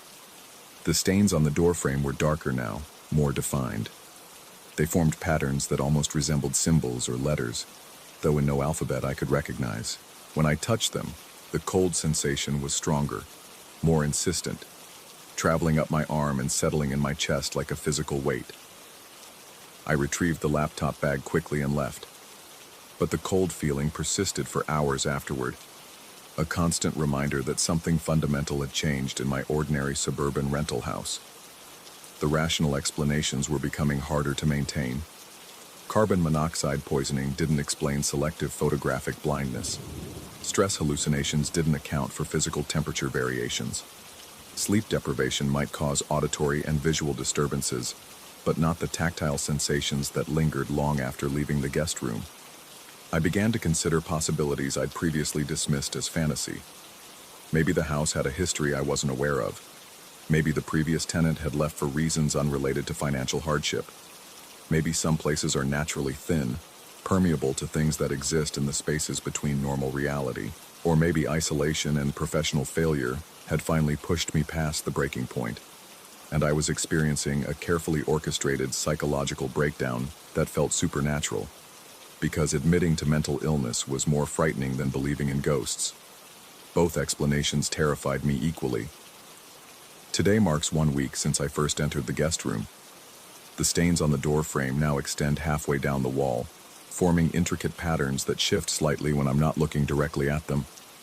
The temperature differential has increased to the point where I can see my breath in the hallway outside the door. My photographs still show nothing unusual, but mirrors reflect the stains clearly, suggesting the distortion affects electronic devices specifically. I've stopped trying to explain these phenomena through conventional logic. Instead, I've begun documenting everything, creating a record that future investigators might find useful, whether they're researching paranormal activity or the progressive deterioration of a man's sanity. The whispers have returned, but they're no longer confined to the guest room. I hear them in other parts of the house now, always just at the edge of comprehension, always accompanied by the sensation of being observed by something that exists just outside my field of vision. The figure appeared again last night, standing at the foot of my mattress in the living room. Closer this time, more defined. The burnt fabric moved with a wind I couldn't feel, and underneath the charred material, I glimpsed something that might have been a face, or might have been the absence of a face, a void in the shape of human features. It didn't approach, didn't threaten, just stood there, patient and expectant, as if waiting for me to understand something crucial. I've started talking to it. Not conversation exactly, but acknowledgement. A nod when I see it in my peripheral vision. A quiet greeting when the whispers begin. These interactions feel natural now, even necessary, as if ignoring the presence would be unspeakably rude. My neighbors have begun avoiding me. I see them hurrying past my house, refusing to make eye contact when I wave from the window. The mail carrier leaves packages at the end of the driveway rather than approaching the front door. Even delivery drivers seem reluctant to linger, dropping off food orders and retreating quickly to their vehicles. Perhaps they sense something. Maybe the change in me is visible to outside observers, even if I can't recognize it myself. Or maybe the house is broadcasting signals that only subconscious minds can interpret, warning people to stay away from whatever is happening here. I no longer leave the property. The outside world feels increasingly foreign and hostile, full of people who couldn't possibly understand the delicate balance I'm maintaining. Here, in my rented sanctuary, I've learned to coexist with the impossible. The guest room door stands open now. It seemed pointless to keep closing it when the presence had spread throughout the house anyway. The black smoke flows freely, pooling in corners and crevices, creating patterns that almost make sense if I study them long enough. Sometimes I think I'm beginning to understand the whispers. Individual words emerge from the susurrant chorus, fragments that might be instructions or warnings or simply observations about the nature of reality. I've started responding, though I'm not certain the conversation is taking place entirely in the audible spectrum. The question of sanity has become irrelevant. Whether the presence is real or a projection of my deteriorating mind matters less than learning to function within this new paradigm. I eat when hunger reminds me. I sleep when exhaustion overwhelms vigilance. I work on the project sketches when concentration is possible, though the designs have begun incorporating elements I don't remember drawing. The client expressed enthusiasm about my latest revisions, praising the innovative approaches and unexpected details. I submitted the final proposal yesterday and received immediate approval, along with a request for additional projects. My professional life, at least, appears to be improving. At night, the figure hovers near the ceiling in whatever room I'm occupying, and I've grown comfortable with its presence. The burnt fabric has begun to resemble clothing from a different era, perhaps Victorian or earlier. The face beneath the char is still unclear, but sometimes I catch glimpses of features that seem familiar, as if I'm looking at someone I should recognize. The house has stopped pretending to be normal. Doors open and close according to logic I'm still learning. Temperatures vary from room to room despite the air conditioning's constant operation. Sounds carry from impossible directions, and shadows fall upward in certain corners where physics has apparently been suspended. I've adapted to these changes with surprising ease. The human mind, it seems, is remarkably flexible when survival depends on accepting new parameters of reality. Tomorrow, I'll start taking measurements of the stains on the doorframe, documenting their growth patterns and geometric properties. If this is madness, it follows consistent rules that might be worth understanding. If it's something else entirely, then knowledge could provide protection, or at least comprehension. Either way, I'm no longer the same person who entered the guest room 7 days ago, searching for a forgotten notebook. That man lived in a smaller world, with clearer boundaries between possible and impossible, real and unreal. This man has learned to listen to whispers that might be memories, to acknowledge presences that might be projections, to trust perceptions that photographs can't capture. This man has made peace with uncertainty, because certainty was always an illusion anyway. The figure is watching me write this final entry, and for the first time, I think it might be smiling.